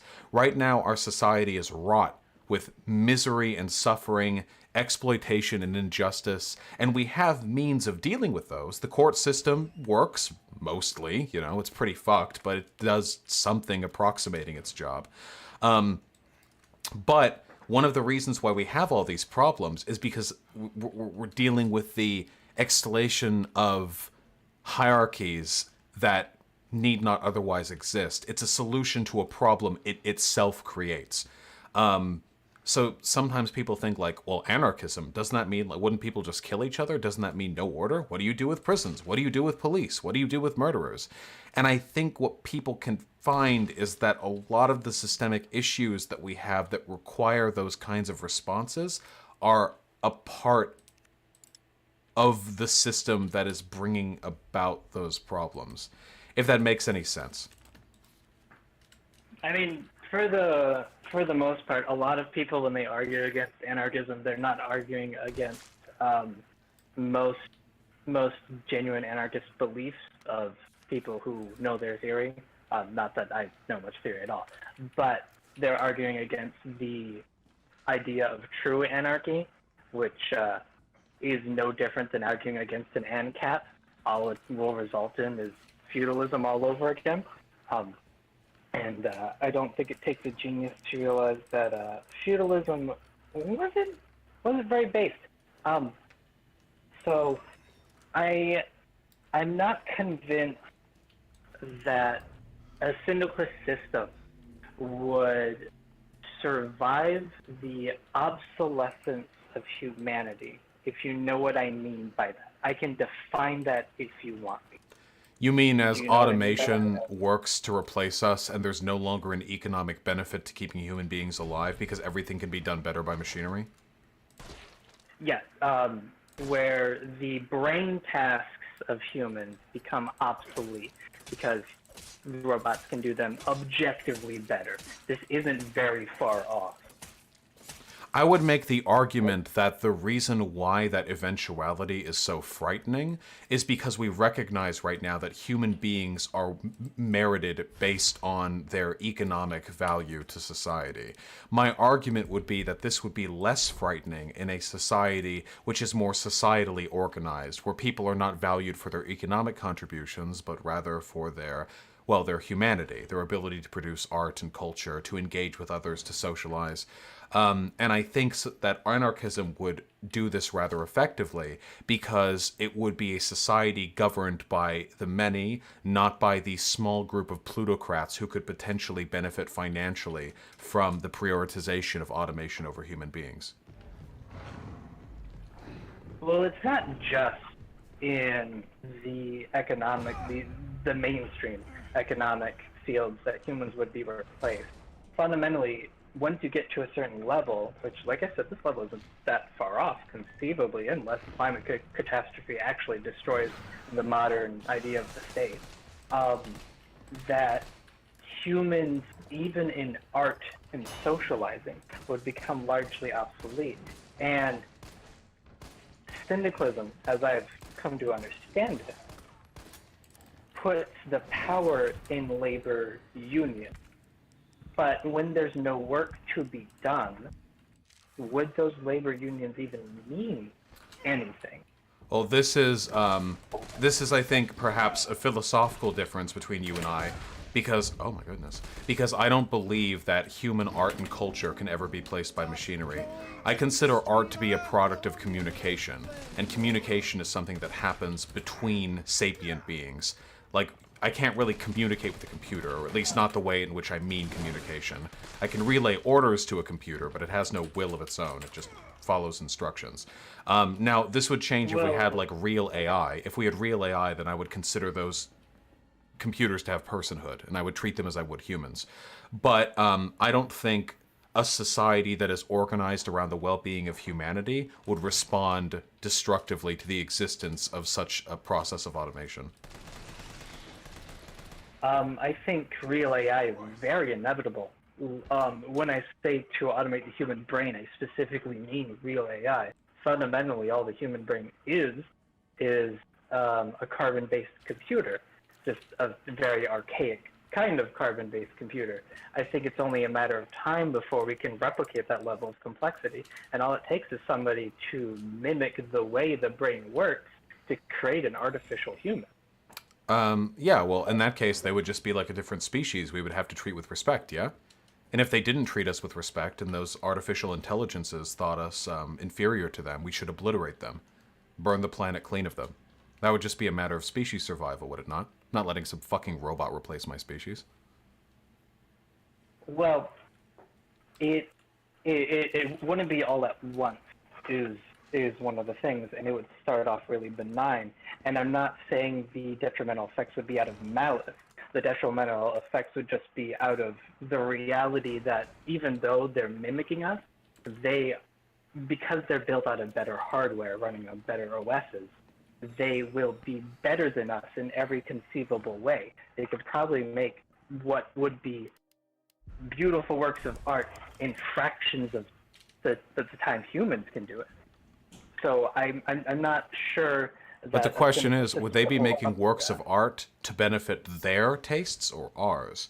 If they're looking to benefit our tastes rather than theirs, then I don't necessarily see an issue. If we can find a way to integrate their creative production into our society without it causing human misery, I think that's a wonderful thing. I'm not inherently speciesist. If they end up creating art and culture to benefit themselves, it appeals to their interests rather than ours, which I imagine it would, because just because we produce AI does not mean that AI would necessarily be comprehensible to us. Who knows what its morals or processes would be. If that's the case, then we can leave them to their own devices, let them have their own culture. But if they look to replace us, we will annihilate them, or at least we'll die trying. I mean, I think we did it with the Neanderthals. Well, yeah.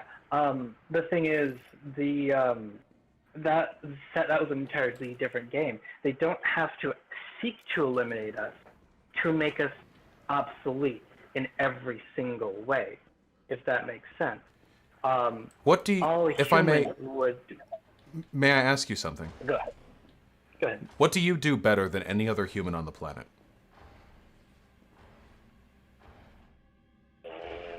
Oh, be me. Do you think a robot could ever take that away from you?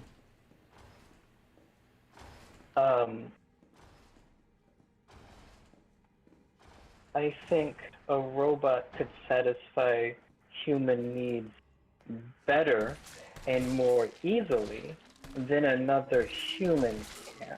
But right now there are Especially other when we have the humans. Technology and understanding. But right now there are other humans who can already do that. There are other humans who can cook better than you, draw better than you, write better than you, and yet your life has value independent of their existence, because your value is derived not necessarily from your competence or your ability to produce, but from your existence itself. Whether or not that which you consume comes from AI or from human beings, you still have value. And as long as society continues to remember the importance of that fact, I don't think we're going to have any problems. I guess I'm skeptical of the social value of humans when you can have perfect AI that can satisfy that human better. I suppose I'm getting a little bit further in the future than I intended initially, but if you can create a silicon human and you understand precisely how humans operate, which one would figure if you can make a silicon human, would they not eventually satisfy all the biological humans better than the biological humans could satisfy each other? If they could do... Eventually making us an obsolete little attachment to these silicon humans. Not saying that they would want to actively get rid of us. But if they're sentient, and the means by which they would make us obsolete is by meeting our needs better than we're capable of doing ourselves, would this not be a good thing? If our transition out of relevance, as that term, if that term means anything, is one in which we are gradually replaced and made happier and more fulfilled because all the little wearies of the world are slowly replaced by the overwhelming competence of artificial intelligence, I would not necessarily consider this to be a bad thing. Though I would make the argument that this still does not entail obsolescence, because obsolescence to me is not a meaningful descriptor of human beings. Even like right now, at this moment, I am not the person most capable of bringing myself happiness. That would probably be my partner, just, you know, generally speaking. But what would it matter to me then, were she made of flesh or silicon? I mean, if she's an AI, not just a program, but a sentient being, a person, it wouldn't really matter, no? We could be partners then to the machines. And if they sought to seek our pleasure, then they ultimately are the ones subservient to us. Well, I mean, one would assume they would be made to maximize our pleasure because we made the first place. I mean, I'm sure there'd be plenty made just for the sake of making life, but one would assume that the vast majority of them would be made to be servitors to us in the long term. But the process to that, the process by which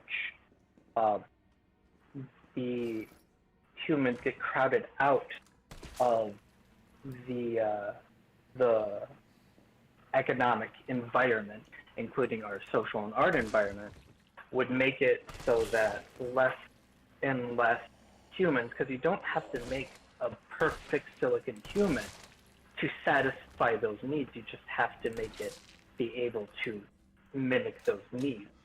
The reason why I brought up silicon humans is because if you can do that in theory, you can also do it with simpler mechanisms.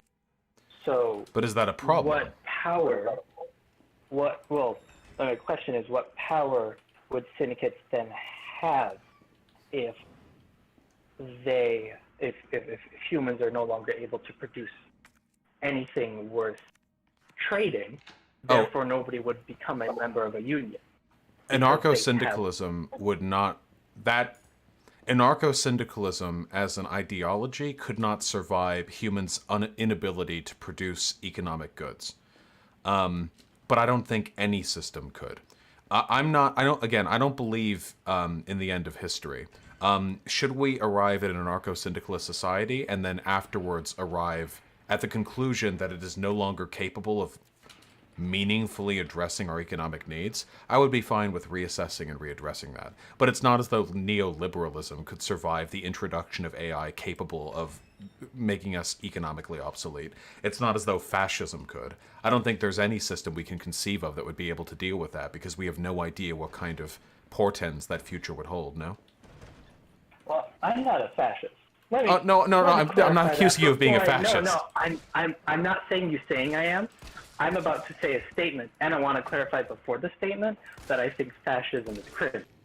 Gotcha. But I don't think fascism is inherently tied to any economic system. It's just a system of governance. I don't see why, outside of the innate fragility of fascism, why it couldn't survive the obsolescence of mankind because it's not tied to a specific economic system. Well, I would argue that any kind of AI replacement of our productivity as human beings would portend not only an economic upending, but also a social one. It's not as though our society could continue to exist as it does now, save for our, workplace and habits, if AI took over all the things that we did. Fascism is usually divided into an economic and a social component. I find as time goes on that the social component is a better descriptor than the economic one. Economically, it usually means the class collaboration between the state and businesses, and then the economic plutocrats, to produce an authoritarian economic system. But usually, socially, fascism is more relevant to descriptor than economically. There are, after all, fascists who believe in a proletarian revolution, no? Yes, the Nazgul meme that's becoming a reality frightening quick. Yes. So, let's get back to why I caught your attention. I called myself a lid cut. I am not convinced that number one, that worker co-ops are objectively, I mean, I'm sure they're better in terms of hierarchy. I'm not sure that they're more efficient economically, so I don't know if they'd be able to survive a transitory period. And secondly, I'm not convinced, because I view the seizure of resources by the government, taxation and other forms, to be theft. I'm not convinced the grand theft that would take place would be best for society within the short term, within like 10 years, when we can do other things to ameliorate that. Yeah, I'm not saying you can't change my mind. I just want you to have the chance to say it, because I haven't heard you get into the nitty-gritty because you've been too busy debating it. Of course. So from the information that I have at my disposal, and I've collected now far more research than I had before concerning worker co-ops, though I've yet to put it in my documents, so we have to wait on that. From what I currently have, it seems to me that there's no evidence to suggest that worker co-ops are any less economically efficient than traditionally owned firms. In fact, there is some evidence to indicate there are instances in which worker co-ops are more efficient than traditionally owned firms, in large part because the argument that I normally see made, just because a data point exists does not necessarily mean we understand why that data point is the case. So the argument I have heard, the synthesis I have had, provided to me, is the reason why worker co-ops are sometimes more efficient than traditionally run businesses is because the structure of traditionally run businesses usually prioritizes extremely short-term gains, because quarter-by-quarter updates are the metric by which the management class is rewarded, and they are, of course, the people who make the decisions. Whereas in a worker co-op, because there are no stockholders, which means there are no quarterly reports, which means there are no board of trustees voting on how much of a bonus to give to a CEO, we no longer prioritize short-term gains as much, and we focus more on the long-term health of the company. Everyone wants to have a job next Christmas, after all. So that's the argument that I've seen provided there. Now, I have also seen some evidence that worker co-ops sometimes struggle in immediate transitionary points, and also when very large firms are made worker co-ops. But I've also seen arguments saying that could be because they weren't done very well, whereas a better implementation of those policies could have led to a better outcome. I'm not sure, but the data that I have seen looks fairly convincing. As for your second point, I don't know what you mean by the immediate harm caused by the seizure of property, because in the instance of worker co-ops, like, the federal government wouldn't be taking anything. It would be the workers who work there, taking that property for themselves. I guess you could call that a measure of theft, but as a moral argument, I personally believe that what's happening right now is theft. That the fact that they're all well, I wouldn't use that term, but if I have to be dichotomous about it, the fact that they're locked into this system, the fact that they have to work at a place where they have no control over the outcome and production of that system, I would consider that to be a form of theft. So making them whole, making them collective owners of that place, would be an act of restoration, of reparation, not one of theft. That would be my argument. It is, of course, my opinion. What I mean by theft is this would have to be done to have any real effect on a national or multinational level. So these people will not just allow the workers to take their shit, whether or not their shit is just or otherwise. Mm-hmm. So it will have to be enforced by the government. I'm not saying government bad, government myth. Well, I'm an anarchist. But, you can say government bad if you want. I won't fault you for it. Government bad, but government good enough for now. So I'm not convinced that the forcible seizure, not to the government, but still by the government, of the, unfortunately, probably like close to the majority of capital in the economy. It's sad that inequality has gotten to that point, is morally justifiable, given that we don't know if its effects would be as good as we would hope. And I'm not convinced that we can, like I said, I'm not, I believe means are important too. I'm not convinced that we can, that it is moral to seize all this property from these people. Yeah, so if I may clarify, I don't think this necessarily bears down on your argument, but just as a matter of clarification, I usually don't, excuse me, I don't really argue for government seizure of the means of production by way, like, to achieve market socialism. I usually, because I don't believe the government will ever act out of the interest of, or it'll never act against the interests of the capitalist class. At least not substantively enough. Not like that, at the very least. So I usually argue this would have to be some sort of revolutionary action. It can't just be a, the government doing this. It would have to be like a violent revolution.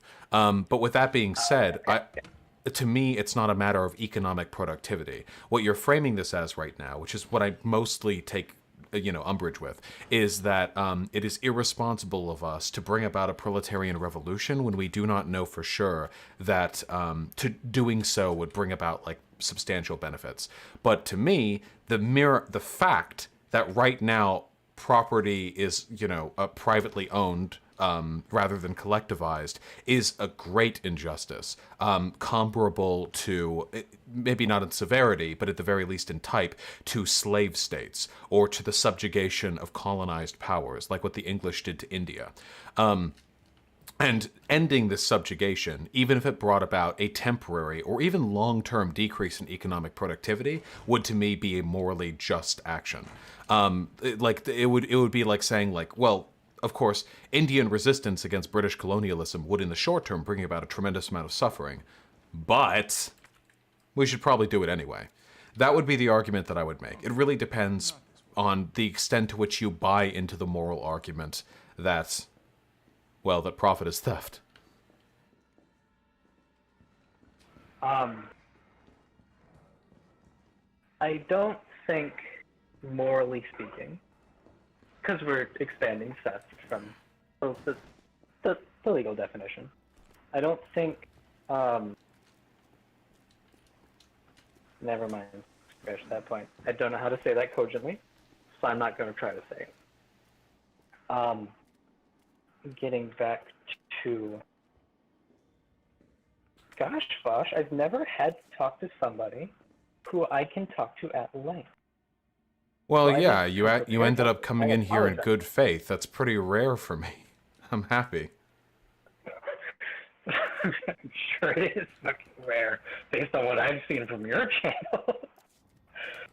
Oh boy. I'm probably going to be wrapping stream up pretty soon anyhow. Would you like to share a final thought or question before we because I have to read donos and then head off. I do have another fundamental point of contention we have. Of course. I think that a violent revolution of any sort would be detrimental for not just the people who suffered from the revolution in the short term, because of course it would be, and not just the quality of life, but I believe that a violent revolution would damage the cause of the Enlightenment ideals that we champion for, because it won't be long before China becomes too powerful for us to effectively fight back again. Not saying we should go to war with China, but it won't be long before they outclass the West as a whole. And I'm not convinced India will stay on its path well enough to stay an ally during that process. If we were to start a violent revolution, I think that would all but ensure China's hegemony on the global stage. And I don't think China's going anywhere good anywhere fast. Okay. Let me clarify this, just so I don't think I know that you're not doing this, but I want to clarify for chat's sake, because I know you're not being xenophobic right now. So China, as it exists right now, is a fascist ethno-state, or at least it's very, very approximate to one. China is as much of, if not more of, a threat to global peace than America is. It is not any more benevolent. It is not any more like good-willed. It is not going to do any more good for the world than America has. It is already sowing the seeds for a global empire. I don't think it's racist to acknowledge this. This is just a matter of fact. Why wouldn't they? I mean, I would they're also huge. argue China will be worse in the long term for our ideals than America will be in the long term for our ideals. I don't necessarily disagree with that. America is pretty trash. I think that China, if it situated itself in the global stage, especially if America declined, could end up being worse. Right now, China is literally committing a genocide within its own borders. It has a social credit system that socially disincentivizes people from doing actions which oppose the government. These are levels of technocratic fascism that were unthinkable 10 years ago, which is terrifying. So the argument that I typically make is this. A proletarian revolution is not something that we would instigate deliberately. I'm not of the opinion, for example, that we could start a revolution right now and that it would work out in our favor. I think that would be a pretty dumb thing to believe, you know? What my usual argument is that eventually some sort of external pressure is going to bring about revolutionary conditions. So, for example, this could be after climate change. We start to see climate migrants. As cities begin to flood, people have to move inland. This is a flux of hundreds of thousands or even millions of people that end up taxing our social structure, that end up causing crime and violence where they go. Huh? Just to put it in perspective for some of the chat who isn't in the know about the worst case for climate change, we are talking about worst case for climate change, 1 billion people displaced. Right. At that point, our only option would be genocide.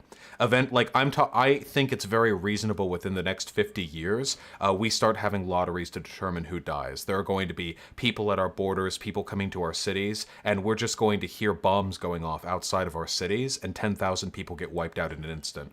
I think that this is not only going to happen here, I think this is going to happen the world over, which is terrifying. But I think it's pretty much inevitable at this point. And in my mind, the antagonism of this set of conditions is going to lead to revolutionary action, whether we like it or not. Not necessarily leftist revolutionary action. It could be fascist as well. And when that period of violence takes place, we will only have to choose between fascism and socialism. Liberal democracy will no longer be capable of meaningfully addressing the will of the population. Oh, rip. And from that point forward, we will have no choice but to secure power as an alternative to fascism. I do not disagree with your argument. I do think that the balance of civilizational power is an important factor to consider, even for leftists. I do not think we would benefit substantially from China replacing America as a global power. But I do think it important that we advocate for our political principles along the way, because should we ever arrive at a period of revolutionary violence, it is in our best interest to be prepared for it.